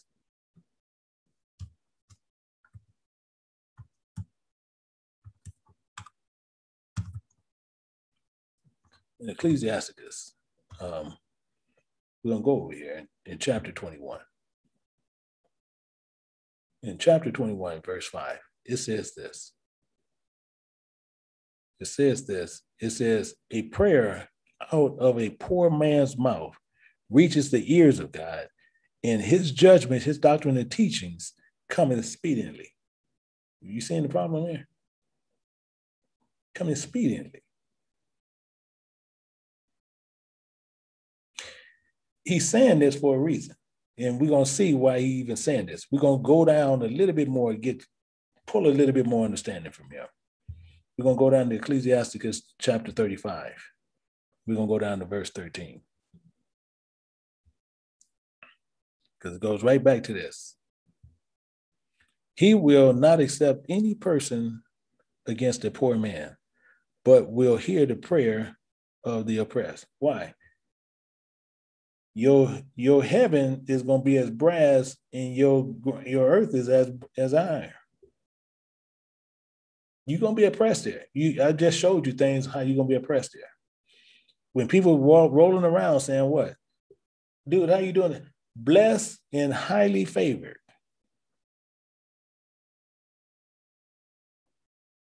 If it was doing any better, man, I'd be God.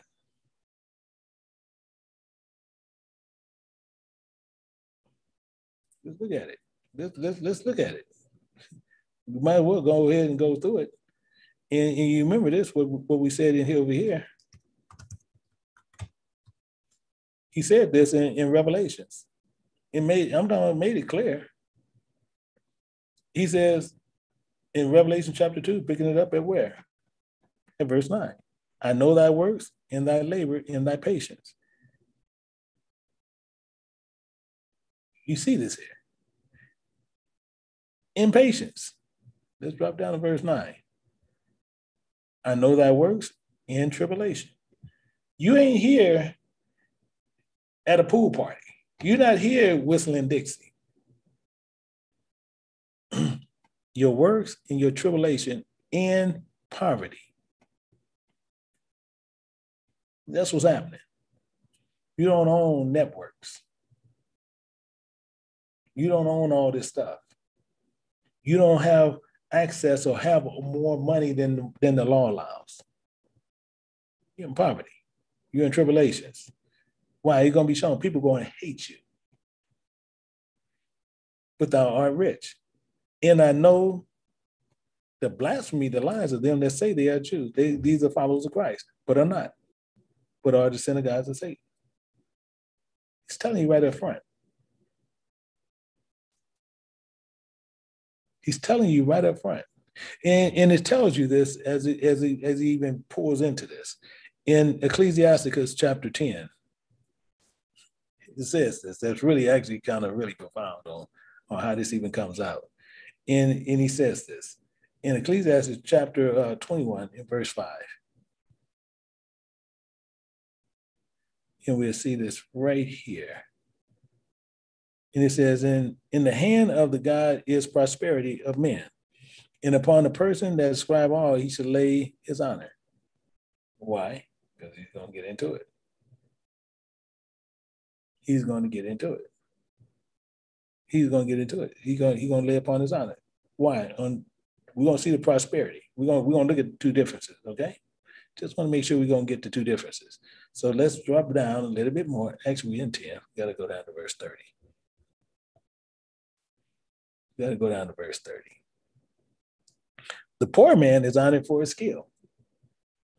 You got common sense. The skills is don't be picking up stuff as we're going through this world. Don't be picking up nothing as we're going through. And it says in a rich man is honored for his riches. He loved it. He's honored for his riches. So one can remember what the poor man is about. So the poor man is remembered for his skill. Just keep that in mind. Because we're gonna go down one chapter. We're gonna go to 9. We're gonna pick it up at verse 13. And I want to show you something. So it says this. It says, keep thee far from a man that have power. He has this kind of power to kill, because that can do it. Thou shalt not doubt the fear of death. You don't doubt it. You ain't got to be scared of it. But if thou come unto him, he can ready to tell you something. He can ready to break something down to you. No fault, lest I take away thy life presently. Remember that thou goest in the midst of snares. This is where we are. And they shall walketh upon the battlements of the city.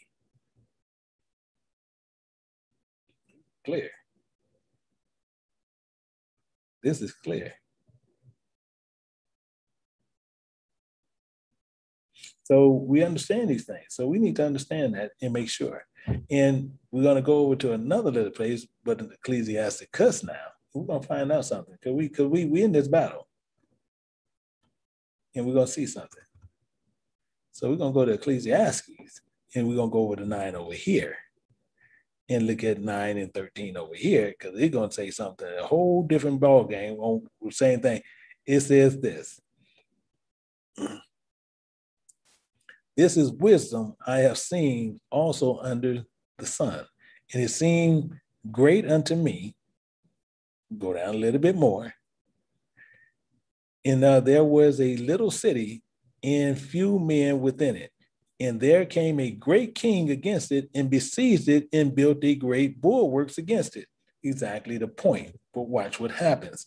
And now there was found in it a poor wise man. We're going to clear it all up. And he, in his wisdom, delivered the city. Freedom. He ain't got nothing but freedom. Why? Because he didn't think nothing about it. He ain't nobody. He ain't got nothing. And yet no man remembered the poor man. So it tells you, so what's the moral to this? It's telling you right there in the next verse. Then said I, wisdom is better than strength. Nevertheless, the poor man's wisdom is despised and his words are not heard. They can care less about what happened with that dude.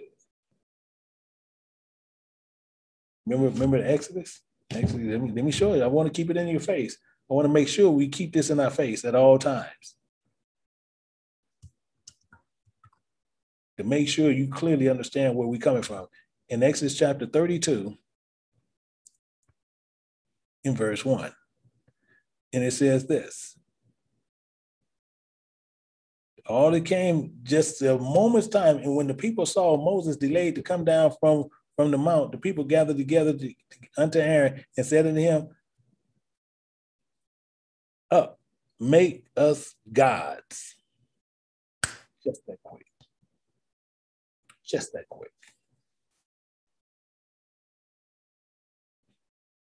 Which should go before us. For as for Moses, the man that brought us up out of the land of Egypt, out of bondage, we won't not what become of him. So just make us a God. This is what we do. We masterful at doing this. So this is the thing that's going on here now. This is the thing that's going on here now. And the same thing,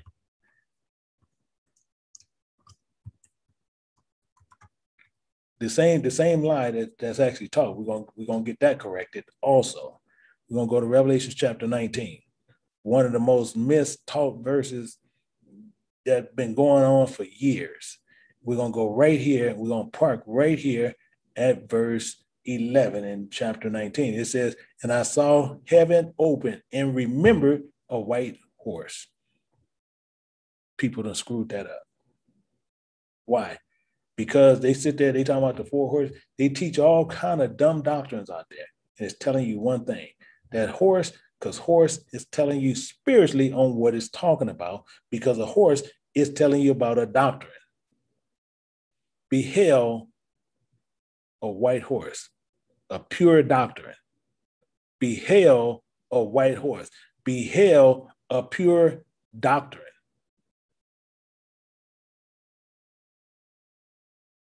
I don't even know what part people do. It is telling you right here, plain as day.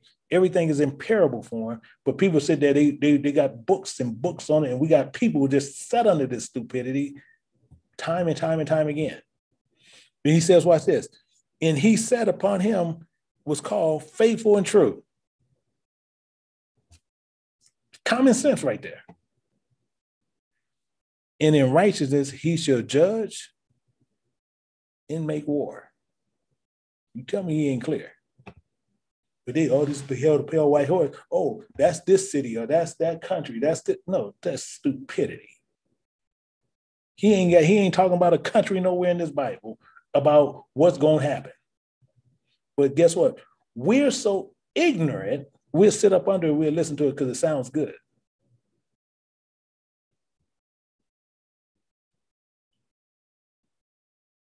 Because it sounds good. But he said he came here to make war. He didn't come here in peace. Actually, let's just like I said, I'm gonna show you everything. We're gonna see everything that's going on. We're gonna go to Matthew. We're gonna look at that. Matthew chapter 10. We're gonna go down to verse 34. I want to show you why we're going through this. Verse 34. And we're gonna pick this down. It says, think not that I come to send peace on earth. I come not to send peace, but a sword. He came to make war. He's telling you that right up front. Right up front, he's telling us this. But it then flew over our head. He came to break apart some stuff. And it's telling you more when we get into it.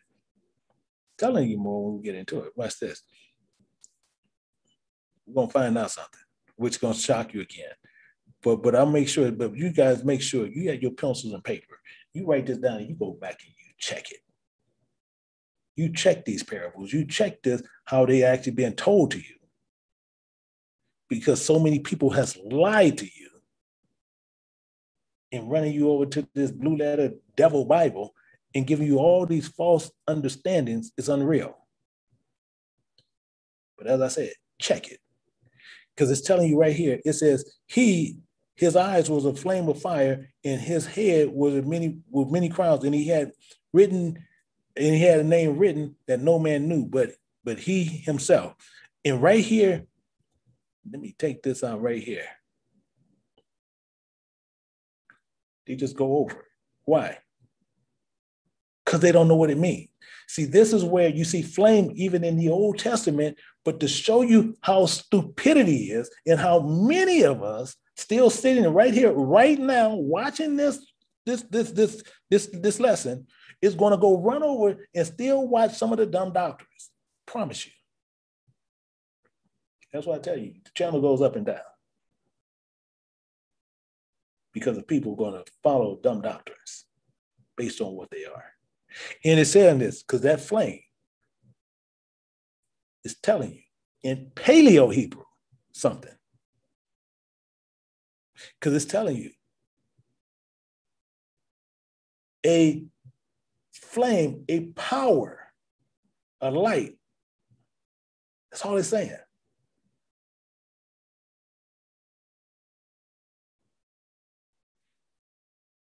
This is all he's been saying the entire time.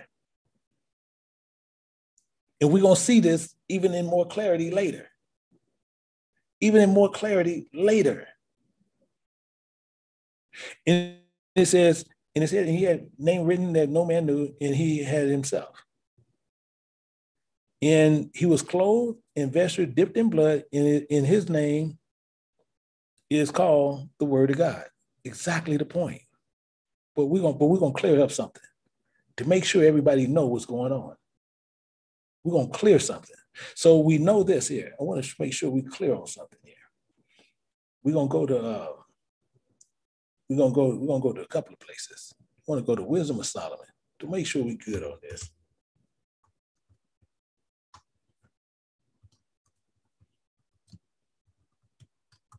Wisdom of Solomon. I want to make sure you're clear on this. Wisdom of Solomon. We're going to go to 18 and 15. And we're going to clear that. Because even though the almighty word leaped down out of heaven, from heaven, out of that royal throne as a fierce man of war into the midst of the land of destruction. We clearly know that. And he came to make war. And he's telling you that. He came not for the peace of things, but he came for something else. We're going to find that all out. So I want to show you something just so we can get the understanding there. I want you to understand something. So now I want to go here to show you what that flame actually is, to show you how that flame is actually works, to show you why people lie to you, but some people are going to hold on to the lie. And that's why I sit there and say, hey, you go where you want. And we're going to go to Ezekiel chapter 20. We're going to pick it up at verse 45. At verse 45, we're going to see something. At verse 45, it says this. It says, moreover, the word of the Lord, the Spirit of God, came unto me. The word of the Spirit of God came unto me, saying, watch how clear he's going to make this. But to show you how much people lie, it says, Son of man, set thy face towards the south and dip thy word towards the south and prophesied against the forest of the south field. Why? Why? Let's find out why. Actually, I'm gonna unhighlight this because I want to do something. I just want to do this. That's the only part I want. Now I'm gonna read it, and then it says, and say to the forest of the south, hear the word of the Spirit of God. Thus saith the Spirit, the Creator God, remember, I will kindle a fire in thee, and it shall devour every green tree in thee, in every green tree. And, well, you're going to say now, the flaming flame. What did that say? The powerful light is all it's saying. Because that's what that means. Mean what? Shall not be quenched. It ain't going to go out. In all faces from the south of the north shall be burned therein. Exactly the point. And all flesh shall see the Spirit of God have kindled it and shall not be quenched. Can't nobody put it out. He's telling you right up front, can't nobody put it out. So that's why he says what he says. So that's why he says right here. Go back in 35, back over here in Matthew. He says, I come to set man at a variance against his father, and the daughter against the mother, and the daughter-in-law against the mother-in-law. That's why he says this stuff. Now we know why. Now we know why this is set. In verse 36, it says what? Because it ain't no secret. He says, and a man foes, a man enemy should be of thy own household. Now we know why. Now we know why. And by the main problem is what we did as from the beginning, which we're going to get into the other part on finding out the seriousness on what this is happening here, meaning this. Let's go to First Maccabees to find out something. Let's go to First Maccabees. We're going to go to First Maccabees. We're going to go to chapter 1. We're going to pick up something. Because this is where our problem is. We're going to go to verse 41. And this is where all the power, it says, moreover, King Antiochus wrote to his whole kingdom that all should be one people. Keep that in mind. Why?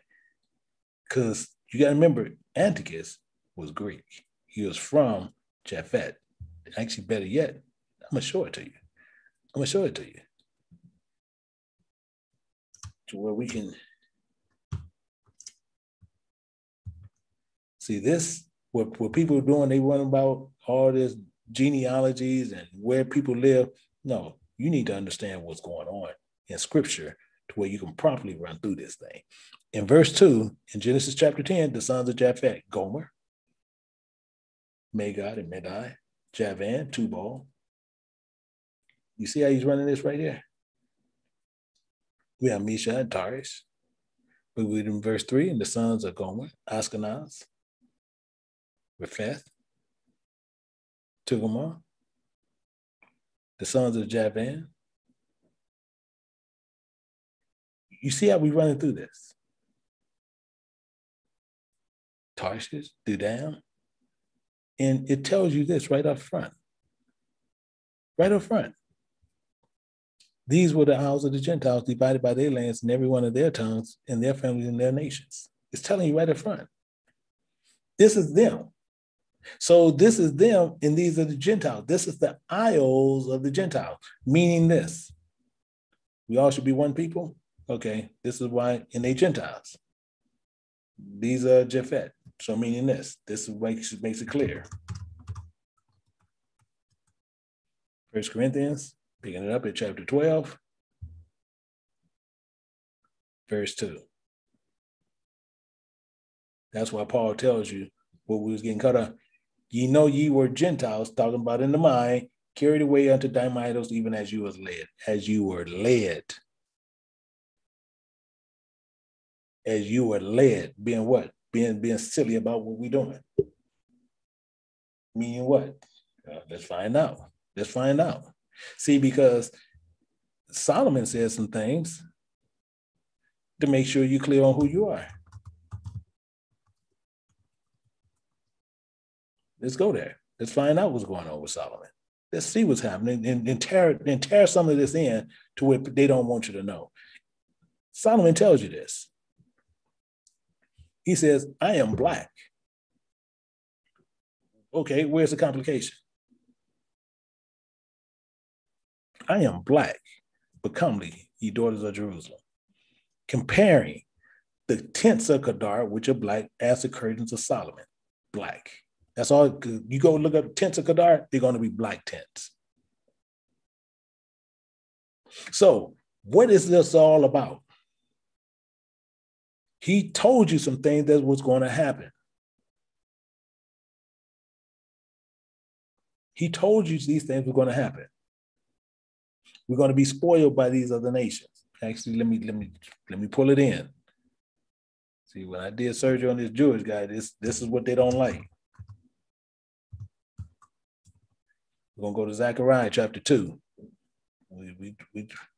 We just going to do some clarity right now. In Zechariah chapter 2, we're going to pick it up at verse 8. It says, thus said the Spirit of God of hosts, after the glory hath he sent me unto the nations which spoiled you. Exactly the point. Who spoiled you? For he that toucheth you, the apple of his eye. He also letting you know he's going to take care of something. He's going to handle something. Because they messing with something that they shouldn't be messing with. These are people with money. These are Gentiles. And with the slight of these things, it's going to come quickly and he's going to take care of something. So now we've even been put in a position in the midst of these people, and we're going to get real complex about it. Meaning this, I'm going to show you this. In Jeremiah, we're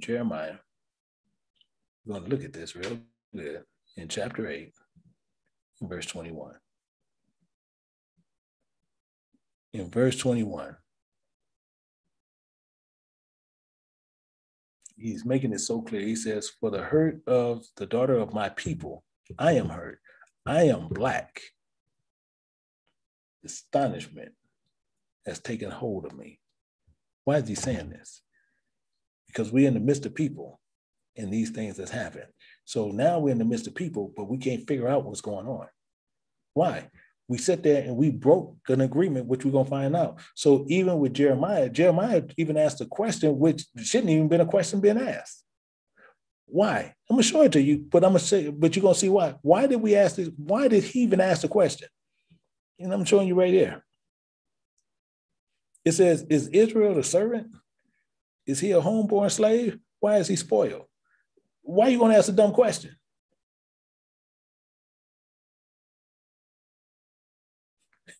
That's the whole point. Why are you going to ask the dumb question?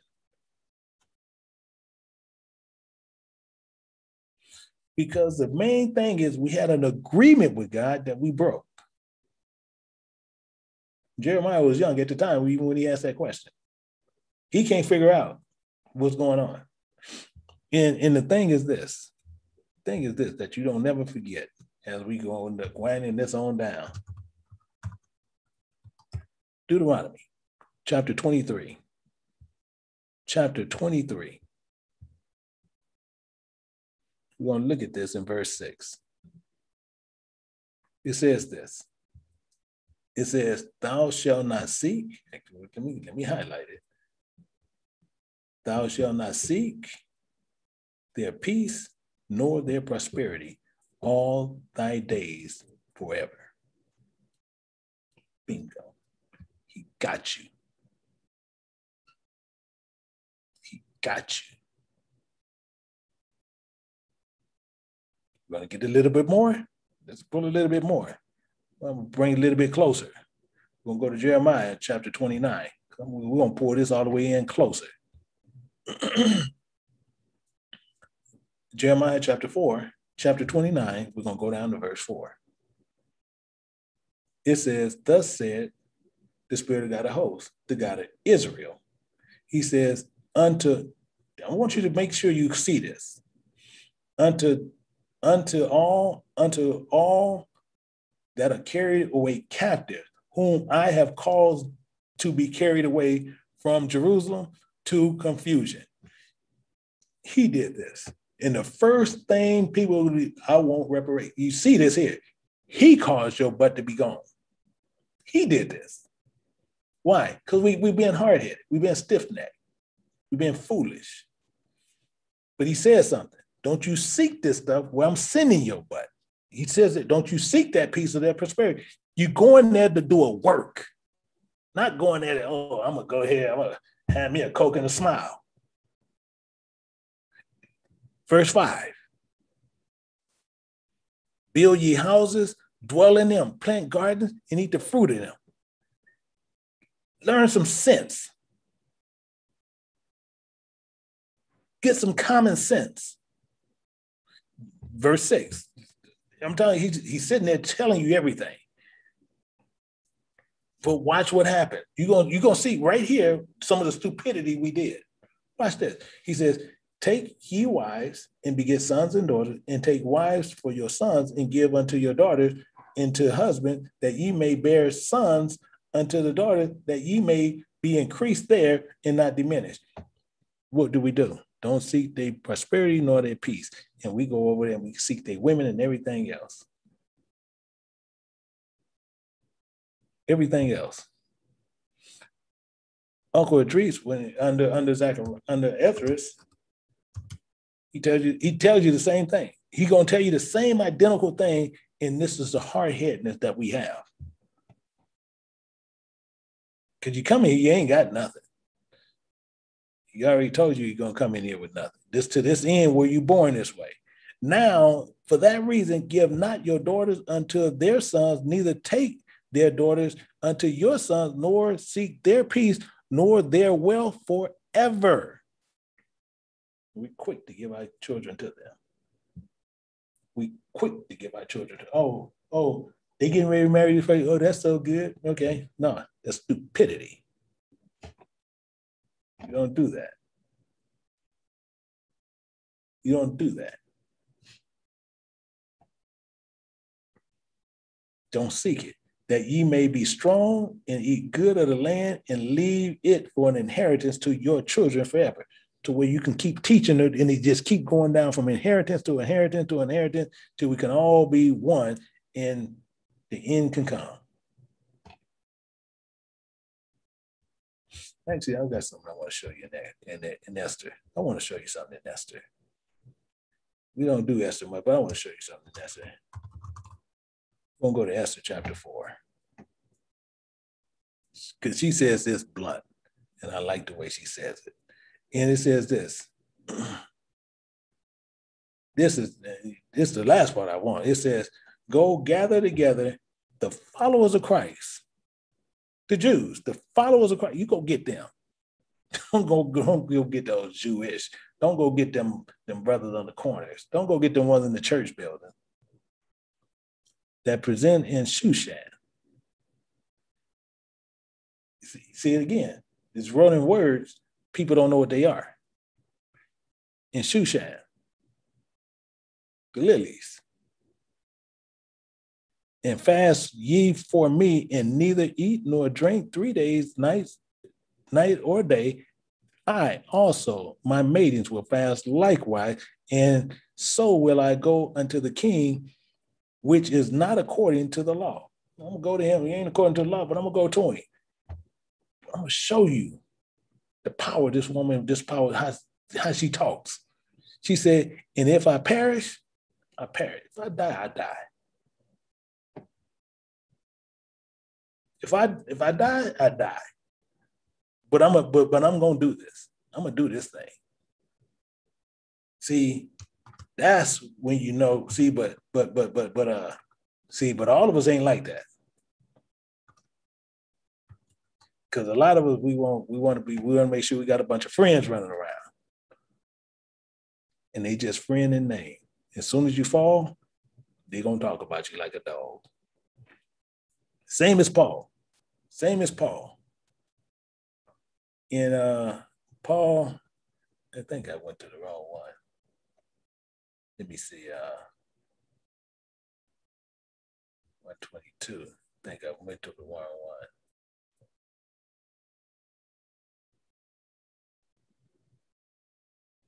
Yeah. You want to pull this one right here. And it says, but if I live in the flesh, this is the fruit of my body, but ye will not. What I choose, I won't not. Why? For to me, to live in Christ, you live in Christ, and to die, I gain. If I perish, I perish. So what did he do? What did he do in this here? So we want to figure this out. This is where some people are going to be kind of heartbroken on what's going to happen here. We're going to see this in Genesis chapter 9, picking it up at verse 27. We're going to figure out what's going on here in the correction of this. In Genesis chapter 9, verse 27, it says this. In another lie that's taught, in another lie they don't actually want to teach you. In 27, it says this. Actually, I want to remove that. All I want is this. And it says this, and God shall enlarge Japheth. Why? Why is enlarge so important? Because enlarge here don't mean enlarge, talking about large in number, but it actually means pathal, which if you try to go look at it in the Jewish thing, it's going to tell you he's going to deceive or he's going to persuade, is actually what that actually is saying. This is what that actually says. And he's going to deceive and persuade Japheth, is what he's talking about. And it's saying why? Because he should dwell in the tents of Shem, meaning what? The tents of Shem is Jerusalem, as it is today. But they did that and they changed that, and they changed that in May 14th, 1948, where they actually officially called Jerusalem Israel, which now that name be no more remembers. Now you'll see it as land. So when people say Israel, they're looking at a plot of land, not looking at a plot of people. That's the catch. This is the catch. And did he succeed in do that? Yeah, he was successfully in doing this. How do we know? I'm gonna show you something. Because he did this because he said he was going to do this already. He already said he was going to do this. And I want to show it to you. We're going to go to Romans chapter 10. We're going to find out something. Romans chapter 10. We're going to go over here to verse 19. He says, but I say, did not what? Israel know. First, Moses said, this is what the Most High said he's going to do. I don't know what part we don't know. I will provoke you to jealousy by them that are no people, and by a foolish nation will I anger you. He already said he was going to do this. You sitting there going out there playing with these dumb gods and doing all this dumb stuff. He said, okay, I tell you what, I'm going to go get this foolish nation. It's going to be in the tents of Shem, and they're going to think they Shem. And guess what? It's going to get y'all angry. And guess what it did? Made you mad, didn't it? Y'all sitting there, we got people running over, this our land, this our land, this our land. They tell you, you better go get you a Coke and a smile and go somewhere. If not, I'm going to drop one of these AK-47 bullets in your butt. Everybody trying to go over there and doing all these things. We done made all these false gods, did all this stuff. He said, I'm going to bring you to anger and do this. And now we out there acting a fool. This is our land. You can go over there and get it if you want to. See how you're going to see how that's going to work out for you. It says this in Nehemiah. It says this in Nehemiah. Make sure it's something. In Nehemiah, it says this in Nehemiah chapter 13, in verse 23. He said this.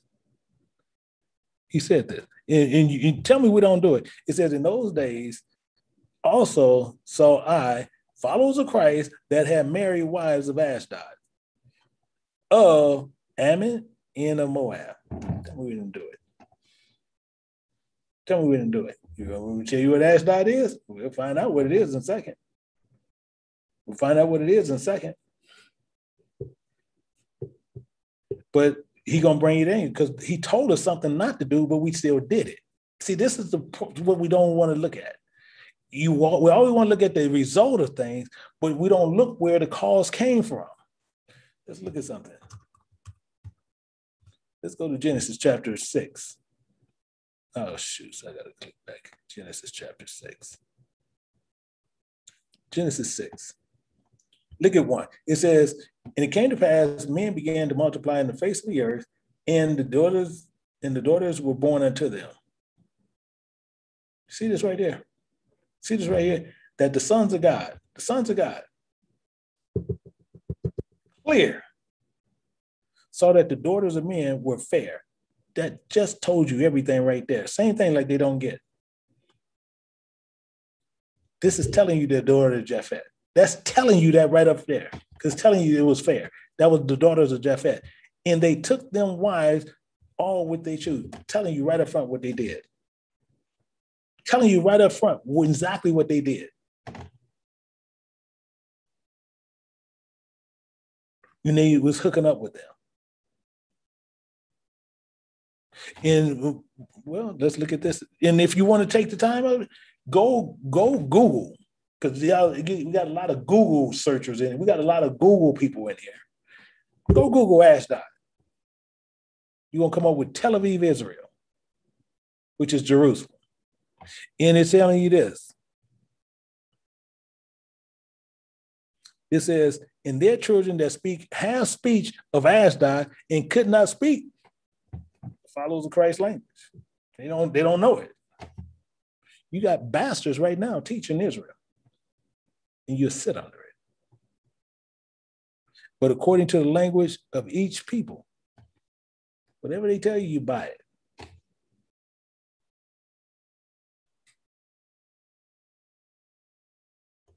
Anything they tell you, you buy it. See, let's look at something. I want to show you something. A little bit more. I want to show you a little bit more. Let's go over here and nail this down a little bit more. Let's go over to John. We're going to go to John, chapter 8, verse 43. Chapter 8, verse 43. And see, verse 43. And we're going to go right here. Same thing talking about they don't understand the speech. Why you think that's why why you don't understand my speech? Because ye cannot hear my words. You ain't of Israel.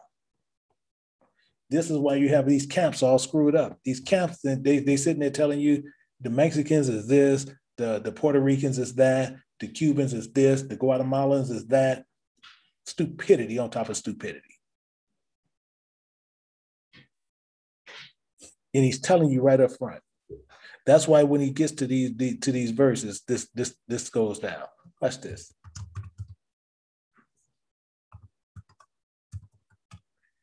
Zechariah.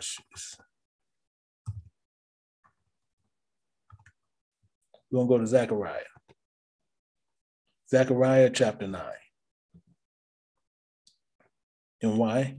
We're going to go to verse 6. Same thing I said. Look it up. Look it up if you want to. Dare you to look it up. Because you're going to see. It says a bastard should dwell in Ashdod. It's telling you right there. Then the tents of Shem changed, the people of Japheth and them changed the name to Israel.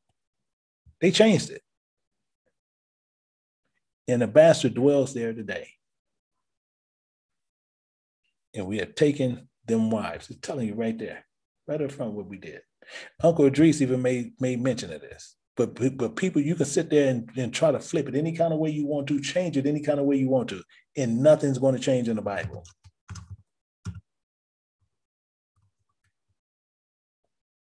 So that's why I say people sit there and they want to play these games. As like, we're going to make the Bible say what we wanted to say. We're not precepting the Bible to where you're not going to understand what God is saying. Because Uncle Idris said this and made it clear. He said, all these are taking strange wives and they put them away with their children. And children that they had from it, they had to put them away, as well as the women with them.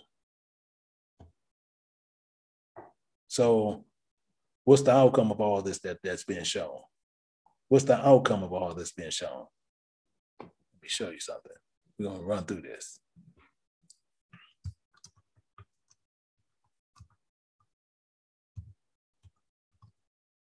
We want to see something. We're going to go to Deuteronomy Chapter 4. We're going to look at something in verse 26.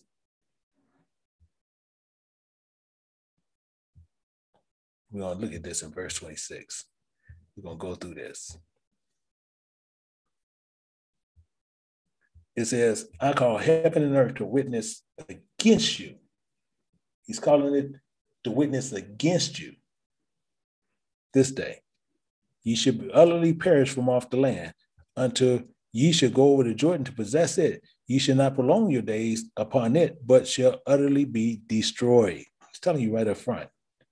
But as he's telling you this, just keep these in mind as you rolling through this, because we winding this down, but you just keep this in mind as you rolling through this.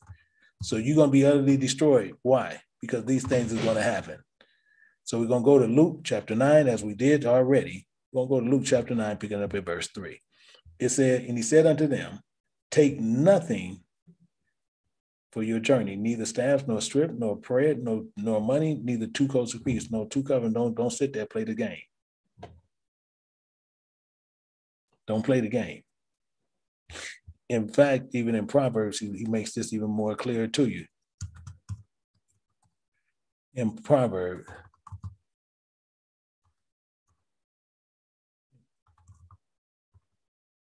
one second. We want to make sure Proverbs chapter 23. 23 and verse 27.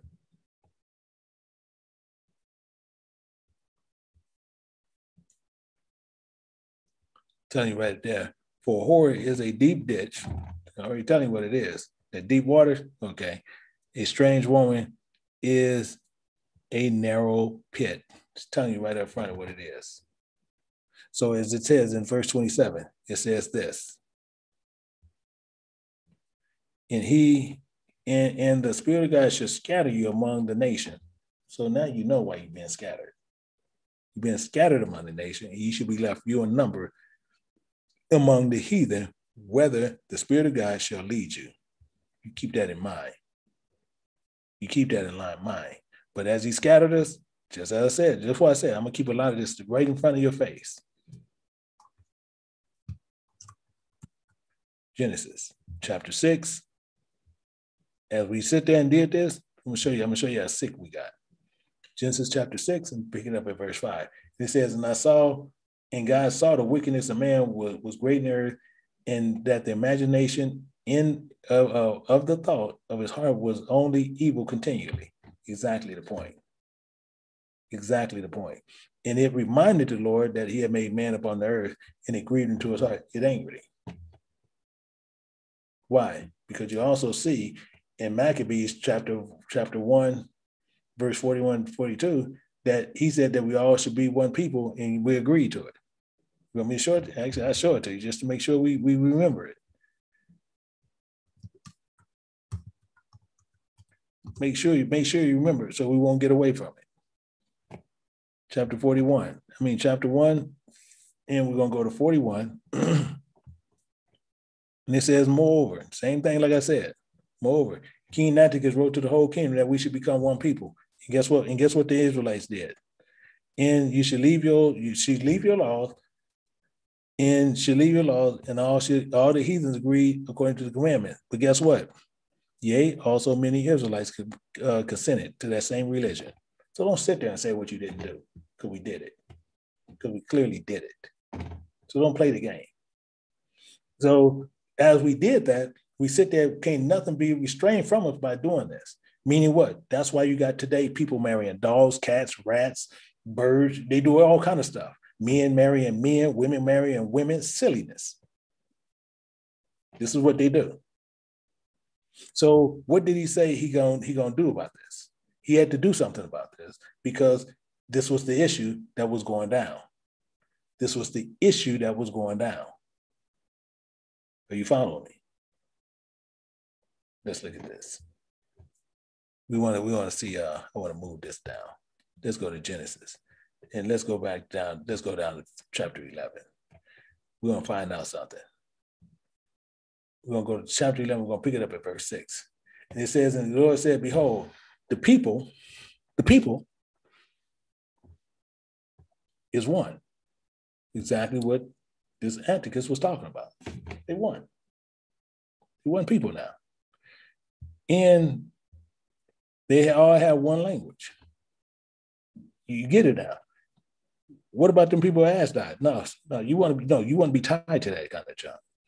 So it says, in this day they began to do, and nothing will be restrained from them that which have imagined to do.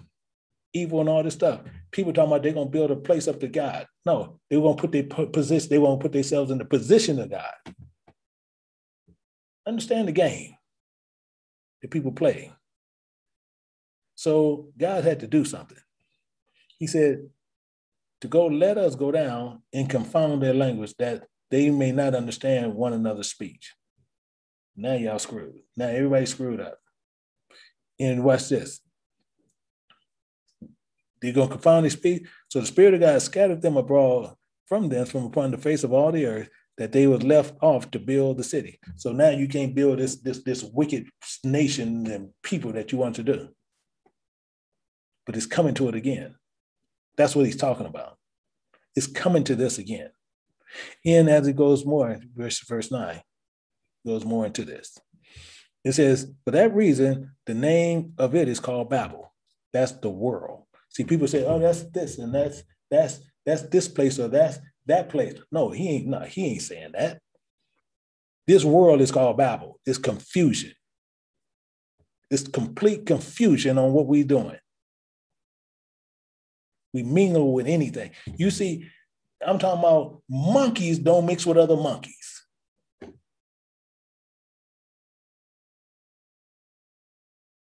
That's why he don't compare us to monkeys.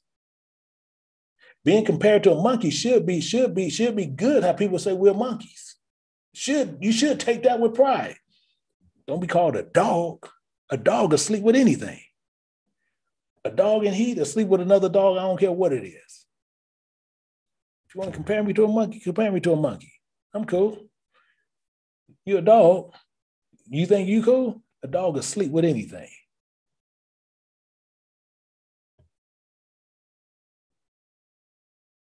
With anything. Goes on in verse 10. Now it tells you this. It goes, well, no, we don't need that 10. But the main thing is this, what was happening. On what was happening here. So God had to put a separation here. He had to put a separation to this. So when he said, come, let's go down in right here. I'm going to show you this. I'm going to show you this. I'm going to show you this because I want to slap a couple of make things real clear. See right here, he said, so let us go down and confound their language that they may not be able to understand one another's speech. I'm going to show you the precept of this. I'm going to show you the precept to this because we need to know exactly what he's talking about all the time. And so I want to make sure we clearly get this. We're going to find out where this happened at. Genesis chapter 1, we're going to pick this up at verse 7. It says, and God made a firmament and divided the waters which were under the firmament from the waters which were above the firmament. That's what he did. He separated. He divided the waters from the waters. He had to separate it. Excuse me. He had to separate the silliness from what was of God. That's why he had to do that. That's why he did what he did. So we have to remember in Jeremiah chapter 29, verse 4 and 5, why he told us to go sing garden and why we had to do what we did. This is why we were scattered among all the nations. Why? Because he already told you right here.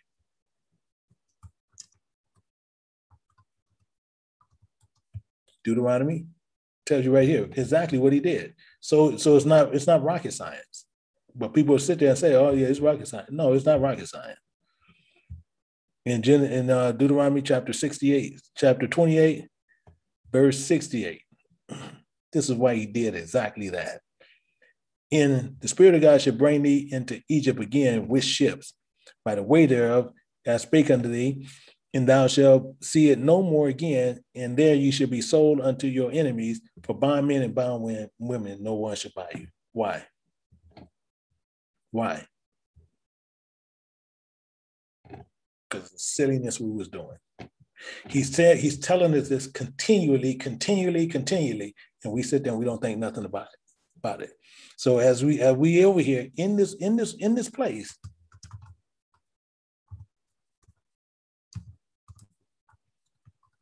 we should have enough common sense to do right.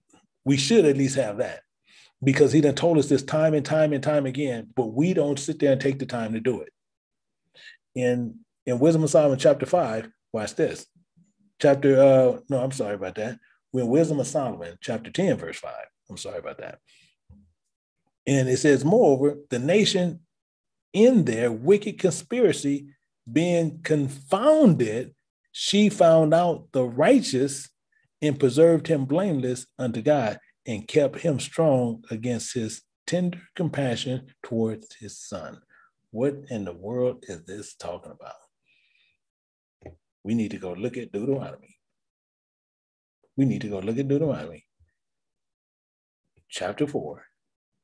And we're going to pick it back up right here. He said, right, because right here it says, and there ye should serve gods, the work of men's hands, wood, stone, which neither see, nor hear, nor eat, nor smell. We do that right now today.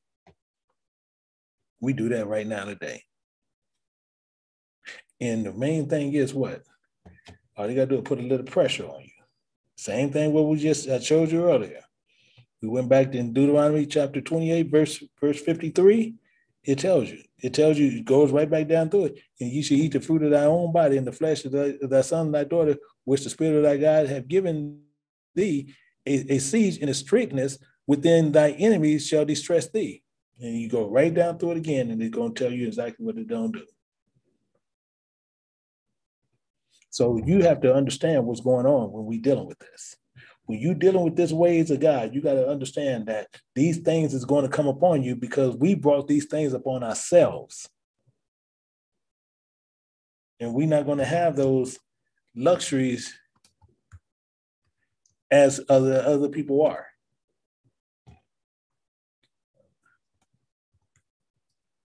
We're not going to have those luxuries.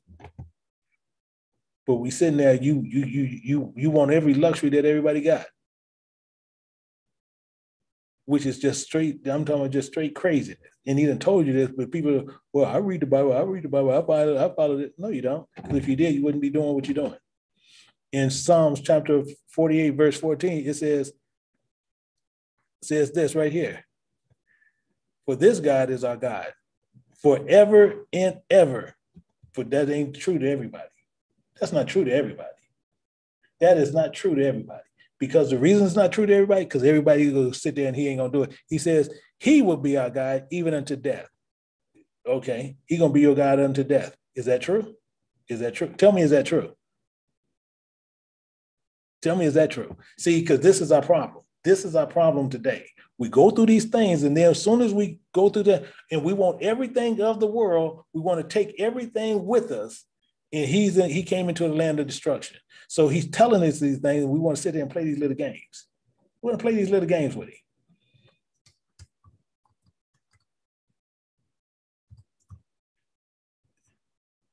Oh, see, and this is what people fail to really see and really to say about it. This is what people really fail to really do. So in Proverbs chapter 8, picking up at verse 17, it says this, and we go through this all the time. And it says this, I love them that love me. I promise them that promise me. That's all he's saying. Because why? Because if you can't promise him, what do you got to promise you for? What do you need to promise you for? You done sat here and did all these things, sitting there talking about what all you do. Oh, we the children. Oh, I'm Judah. You got people all over YouTube, all over Instagram, all over Facebook. Oh, they got all these crazy names that came up with something. Israel, this, Israel, this, Israel, Judah. This is all this stuff.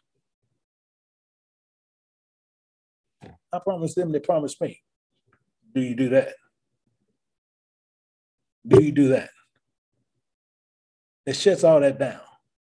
So it sit there and say this here in verse 29. It says, but if thee from thou shalt seek the Lord thy God, thou shalt find him if thou seek him with all thy heart and all thy soul. That's why he says this over here. And those that seek me early shall find me. That's why he's saying this. That's why he's saying this. And he goes on more in verse 30 as he goes on. And he goes on and he makes some things more clear. He says, when thou art in tribulation, all these things are come upon thee, even in the latter days, if thou turn unto the Spirit of thy God and shall be obedient unto his voice. Didn't he be telling you that the entire time? He's been telling us that the entire time. But we want to sit there and change things around that we want to do it. We want to do this our own way. Oh, we're going to do this. I'm going to do this way. God going to really love it. No, he don't. No, he don't.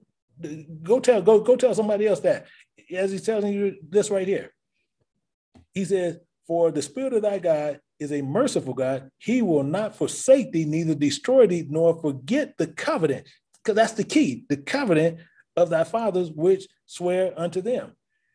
If you're doing the covenant, he can't gonna forget it. He gonna do what's in the covenant. You go do it your way. He ain't agreed upon that. He ain't agreed upon the junk you talking about.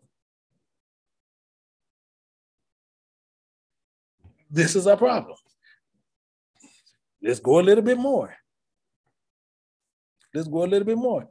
As now for the days that are past, which before these, since the day that God created man upon the earth, and as the one side of heaven to the other, and whether have been any such thing as great thing is, or has been heard like it. Nothing. Absolutely nothing. Can't nobody do what God did. He spread his people all over the face of this earth. Can't nobody do what God. And he put them all in a certain position. I don't care where you go on the earth. They're all in the same identical position. It's unreal. Don't even make common sense if you think about it. But I don't care where you go. His people is in the same poverty-stricken position. I don't care where you go in the world. It says this in verse 33. It says, did ever people hear the voice of God speaking out of the midst of the fire as thou heard and live? Anybody heard that? No. Or has a shade, okay, all right, wait a minute. Had a shade, what? That means attempted. So, or have God attempted to go take him, a nation, from the midst of another nation? That's what he's talking about. By the temptation of signs, and by wonders, and by war, and by mighty hand, by his power, by a stretched out arm, and by great terrors. Meaning what? He didn't do that with the nation he made us upset with. He didn't do none of that with them. He just put them over in the land. We the people.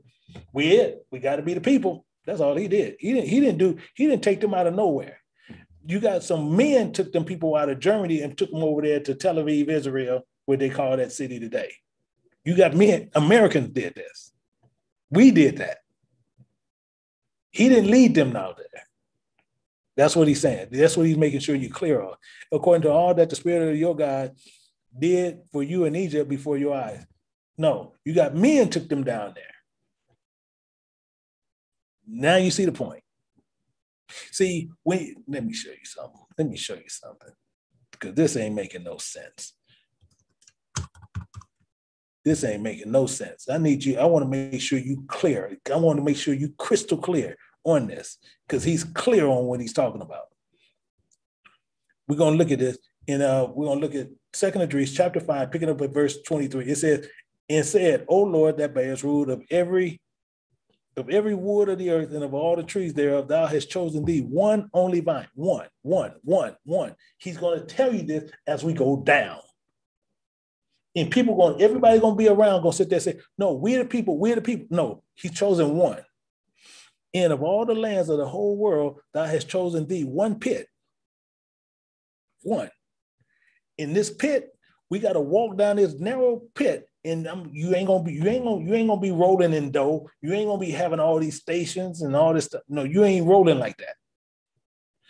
But he gonna moor it. And of all the depths of the sea, thou hast filled thee one river, and all the built cities, thou hast hallowed Zion to thyself. You see how he's being really blunt here. And he says, of all the fowls thou hast created, thou hast named thee one dove, and of the cattle that's made, thou hast provided the one sheep. And he's saying that to sum this up right here. And among all the multitude of people, you name all the people you got in the world. Out of all the multitude of people, thou hast gotten thee one people, one. Thou hast given a law that is approved of all, and it's approved of them all. He's clear on here, meaning what? I'm going to show you what he's talking about. Psalms. So don't sit there and people like to play these little dumb games. This is the problem people like to play games with. Well, just listen to me and I want to talk to you about this and this and that. No, you see, this is all scripture. This is scripture telling you, I'm commenting, but this is all scripture. In Psalms 147:19. He showed his word unto Jacob, his statutes and his judgments unto Israel. That's what he showed them to. Those are the ones we approved of, and he has not dealt so with any nation, and as for his judgment, they have not known them. Praise ye the Spirit of God. Clear as day. So he's saying this thing so you can remember something, meaning this. Let's go look at Exodus.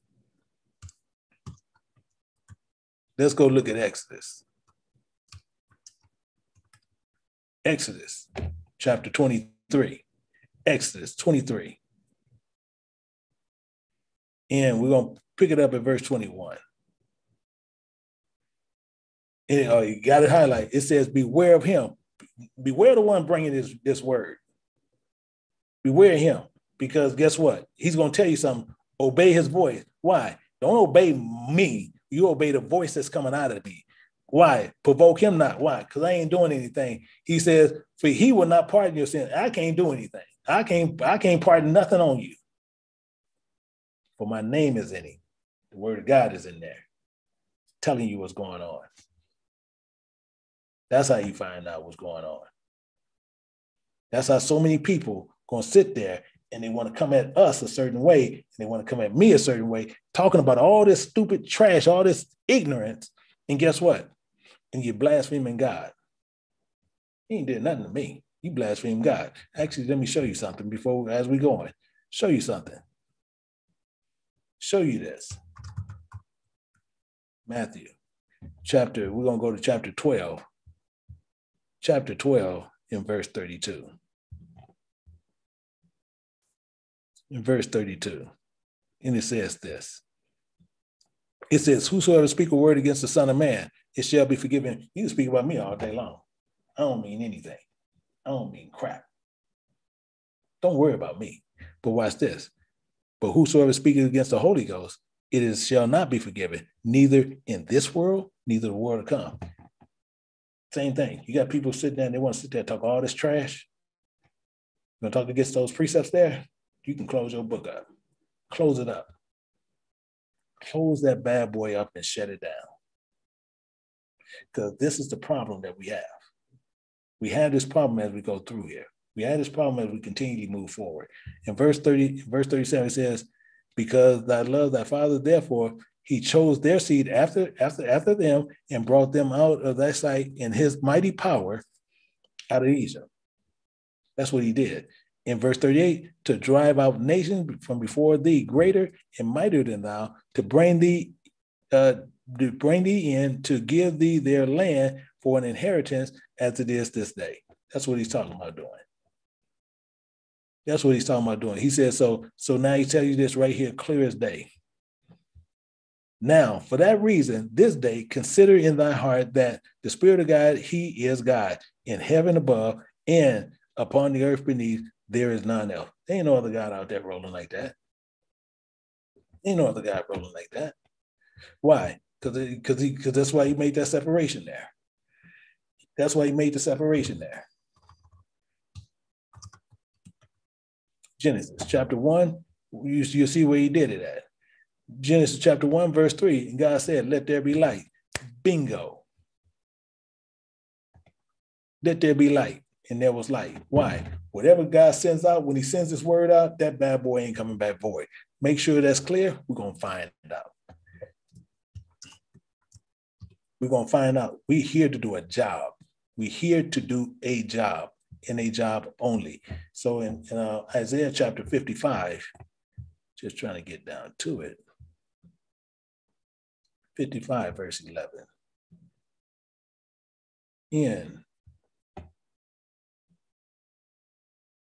People say, oh no, that's God walking around. No.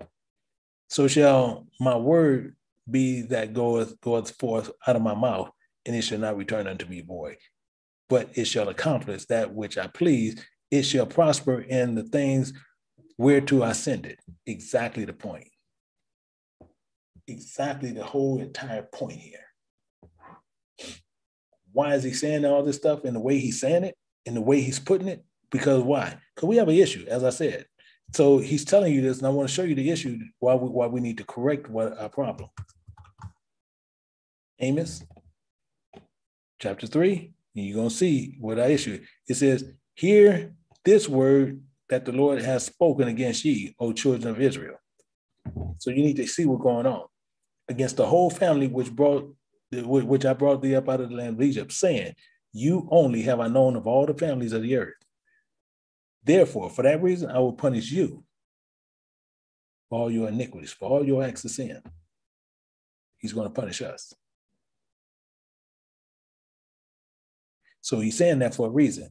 And you remember this and never forget this. Can two walk together except they be agreed?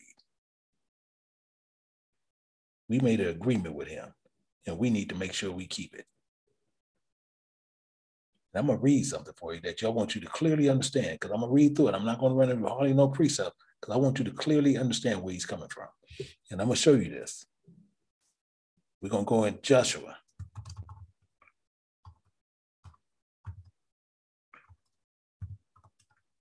We're going to go in Joshua. Chapter 7. I'll put J-O.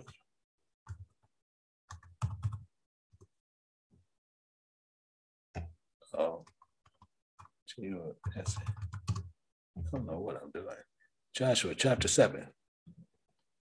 We're going to start at verse 1. It says, but the children of Israel committed a trespass and a cursed thing. And Achan, the son of Carmi, and what we're going to do, we're going to find out something in Zebdah, the son of Zorah. So we're going to find out some things about this. The tribe of Judah took a cursed thing. So I want to show you, as what we doing, as we go through this land, don't take nothing. Because you getting ready to see this is a beautiful example here. Don't you take nothing. So watch this. They took a cursed thing, and the anger of the Spirit of God was kindled against the children of Israel. And Joshua sent men from Jerusalem, from Jericho to Ai, and besides Behaven, on the east side of Bethel, and speak unto them, saying, go up and view the country. And the men went up to view it, and returned to Joshua and said to him, let not all the people go up, but 200 or 300 men go up and smite Ai. So you see, and they tell him how to do it, what they're gonna do. And to make not all the people labor thither, but there are but few. So they saying we only need about, because not a lot of them there. Gonna go in there, you can take them out. So they went up thither, and the people, about 3,000 men, and they fled before the men of Ai. And the men of Ai smote of them about 30 and 600 men. And it says, there chased them from before the gate into Shebarim and smote them in going down, wherefore the heart of the people melted, and because as water. And Joshua rent his clothes and fell on the earth in his face before the ark of the Lord until eventide, and he and the elders of Israel put on dust on their head.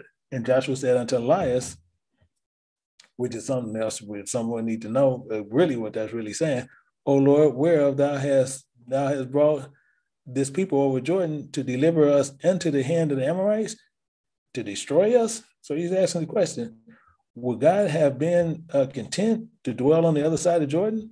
The Spirit of God shall say unto the Israel, turneth their backs before the enemies. Because watch, he getting ready to get something. For the Canaanites and the inhabitants of the land shall hear it, and shall environ us around and cut us off. So meaning, all they're gonna do, they want to encircle them. They're gonna encircle them. And then it says, and the Spirit of God said unto Joshua, get thee up, where liest thou upon thy face? Israel has sinned. So now he's getting ready to tell him what Israel did and why that happened. So he's going to break this down to him. Israel has sinned and also transgressed my covenant, which I commanded them, for they have even taken of the accursed thing. See, we can't take nothing through this land. Keep that in mind. As we journeying to get back to him, we can't be taking this stuff that everything of the ground is cursed. So we can't take nothing with us. That's the focus of what this point is. So now it's saying the cursed thing, and they also stolen the dissemblement also, and put even among their own stuff. For that reason, the children of Israel could not stand before the enemies. He's telling you that's why he ain't gonna let them do it, because God ain't gonna roll with you. But their backs before the enemies, because they were accursed. Neither. So he's telling you, neither will I be with you anymore, except ye destroy the accursed from among you. So he ain't saying the accursed thing, but them accursed with it. Remember them that had made it, even them that had made it. That's what he's talking about right here. He's letting you know right up front, I want you to get rid of the accursed thing as well as them that is with it. So he says right here, go up, sanctify yourselves and sanctify themselves against tomorrow. For thus saith the Spirit of God of Israel, there is an accursed thing in the midst of thee, O Israel. Thou canst not stand before thy enemies until thou take away the accursed thing from among you. So he's telling you, they got to go. Now, the problem is, just to put a little bit in there, the problem is this is Joshua you're talking to. Now, I shouldn't have to say anymore. Joshua, I'll fight 15 Mike Tysons. I know I'll lose every round. I'll fight 15 Mike Tyson, and I'll fight 45 Holyfields. And I know I'll lose every round. But I do all of them every time before I run into this dude. Joshua, a whole nother ball game. I don't need to run. See, I can get up from them. Joshua, going to take you out. They're two different things. But watch what happened. It says, in the morning, for that reason, they shall bring according to your tribes, and it shall be that the tribe which the Spirit of God taketh shall come according to the family thereof, and the families which the Spirit of God shall take shall come by households. See,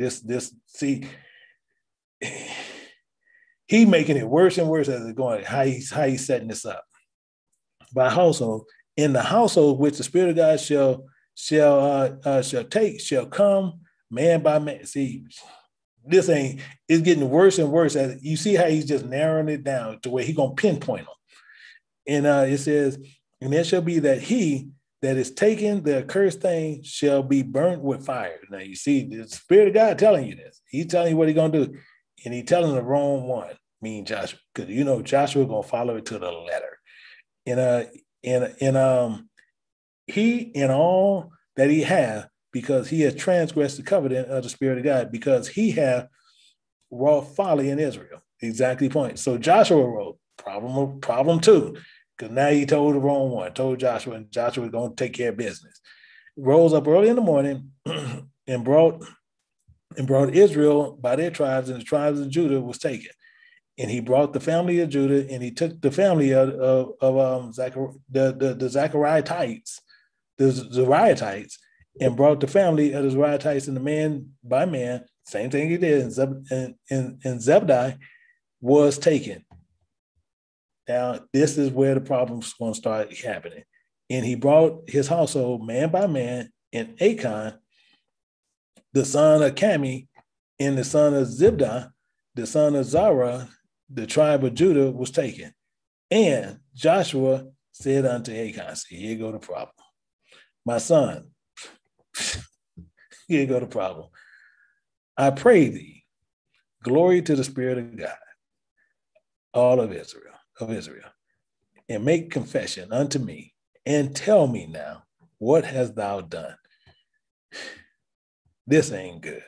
But anyway, let's push on, because this ain't good at all. Hide it not from me. And Achan answered Joshua and said, in works I have sinned against the Spirit of thy God of Israel. And thus have I done. So he just kind of said, this I did and I did that. He's just kind of telling what was going on. When I saw among the spoils a goodly Babylonish, so a Babylonish garment, and 200 shekels of silver, and a wedge of gold, and 50 shekels of weight. Then I coveted them, and I took them. And remember, they are hid in the earth in the midst of my tent, and the silver under it. So Joshua sent messengers and ran unto the tent, and remember, it was hid in the tent in the silver under it. Verse 23, and they took them out in the midst of the tent and brought them unto Joshua. And all the children of Israel laid them out before the Spirit of God. And Joshua and all Israel with him took Achan, the son of Zara, and the silver and the garments and the wedge of gold, and the sons and the daughters, and all his oxen, all his ass, all the sheep, and his tent, and all that he had. And they brought him unto the valley of Achor. Not good at all. This ain't a good turnout. And he said, and Joshua said, why hast thou troubled us? See, now all of a sudden Joshua turns into this, what y'all want to call civil, because now he flips. He was cool with him because you heard him say earlier, my son. But now you see Joshua he done turned a whole nother leaf. The Spirit of God shall trouble thee this day. So now you're getting ready. And all Israel stoned them with stones and burned them with fire after they stoned them with stones. So first they stoned them, then they burned them. And they raised over this great heap of stones this day. So the Spirit of God turned from his fierce anger, and therefore the name that place was called the Valley of Achor to this day. This is what I kept saying. This is the issue that we go through. So we got to make sure when we do this stuff, we do what's right. And see, I was going to show you something to make sure as we go through this land, how we got to make sure we do. And I'm going to show you this. I want to show you something. I'm going to pull this over here to make sure you can see this. Because I want you to see this yourself. And I want you to understand what's happening here. So let me be quiet. I'm going to show you this because when we go through the land, you're going to see how we do on how we act. You're going to see this here. So we're going to see this right here. So let me start this video. And this video is only about 2 minutes. But I want you to see this here. Well, I'm going to go there. And I don't need any of this. I don't need this stuff. I don't need you. I don't need anything. Except this. This ashtray. That's the only thing I need is this. I don't need this or this. This ashtray. This paddle game. The ashtray and the paddle game, that's all I need.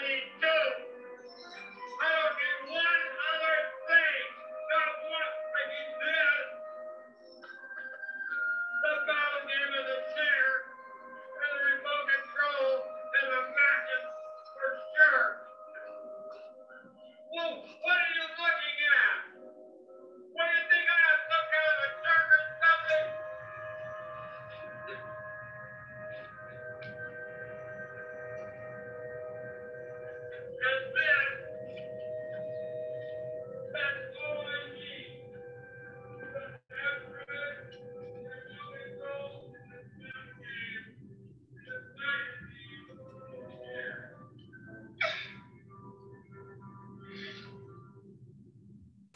So this is basically us going through the land.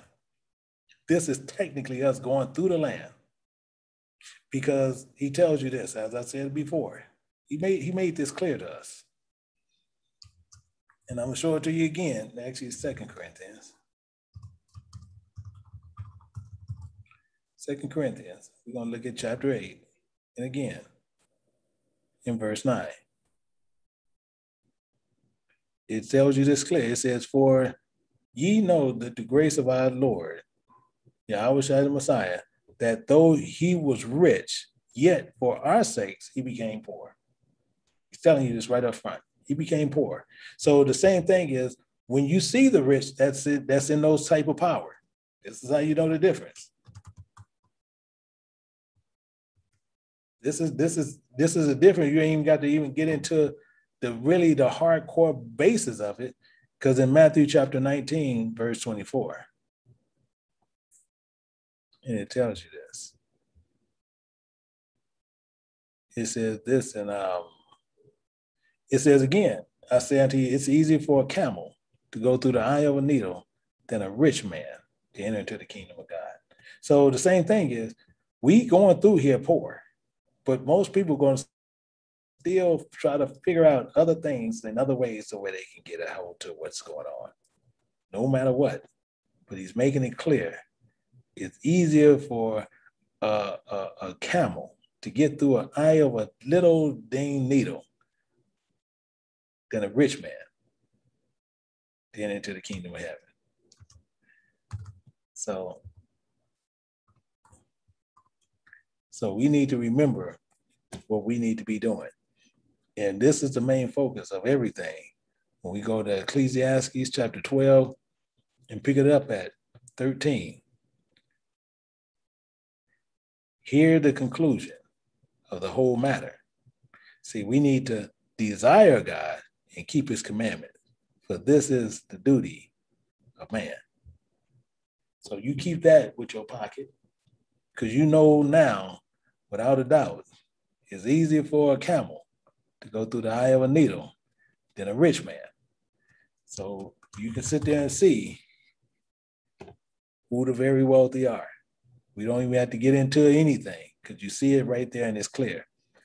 And as it tells you right here in Romans chapter 9 and verse 26, it says this, and it makes this really, really nice to understand. It says, "And it shall come to pass that in the place where it is said unto them, ye are not my people." See, people going to say it's said. See, it's not saying, he's not saying it, but it's saying it is said, "Ye are not my people. There shall be called the children of the living God." It's there. He makes this clear, and he doubles down, but I'm going to show you what Paul pulling a lot of that from. We're going to look at Hosea. We go right down here in chapter 10, and chapter 1, we're going to look at verse 10. And he said, "And yet the number of the children of Israel shall be as the sands of the sea, which cannot be measured nor numbered. It shall come to pass that the day where it is said unto them, ye are not my people, there it shall be said unto them, ye are the sons of the living God." So we know this, and we understand this. So you always keep this in mind, and you always remember the things that's being said here today, because this is without a doubt giving you a clear understanding from how they look,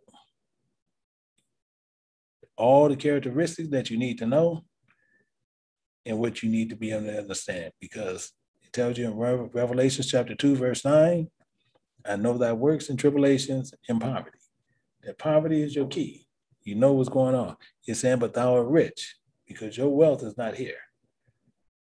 And just to keep that in mind, the same thing between the two. you keep this always in mind. We're going to go to Titus chapter 1 and pick it up at verse 14. It says, and not giving heed to Jewish fables. They are the people.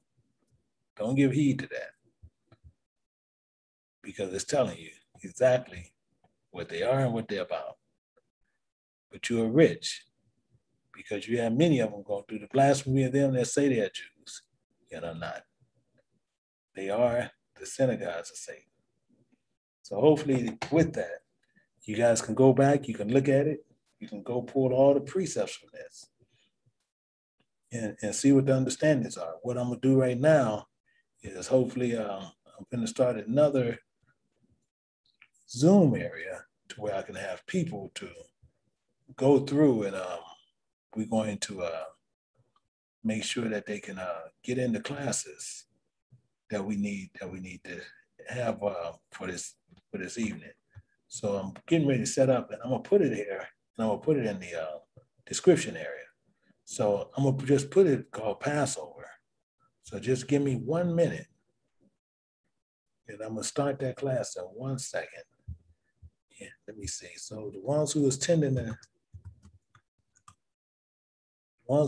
the class, I want to have you to come back, because we're going to do a couple of things, because it'll be at 6 o'clock this evening. So I'm doing that right now in the class to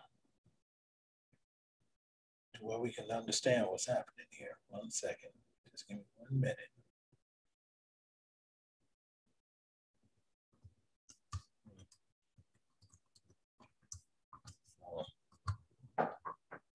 So you should see this. So you should see this right now, and should be able to do this in 1 second. So now if you refresh your screen, you should be able to see it. And I'm gonna have you guys hold 1 quick second. Hold just 1 quick second. I'm gonna do this real quick. 1 second. 1 second. Do this real quick. 1 second. Where is this at?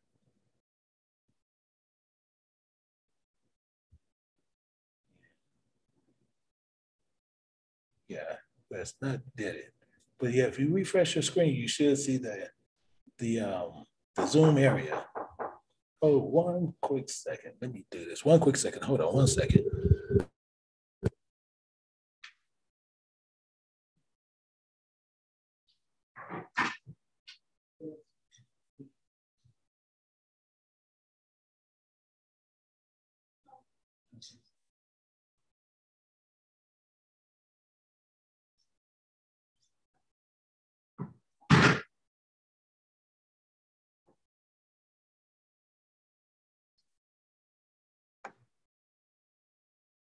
So what we want to do, if you refresh your screen right now, you can see the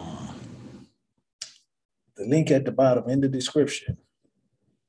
And with everybody, you can come over there, the ones who's part of the Passover, not the ones who's not signed up, because we're not going to be signing up anyone else.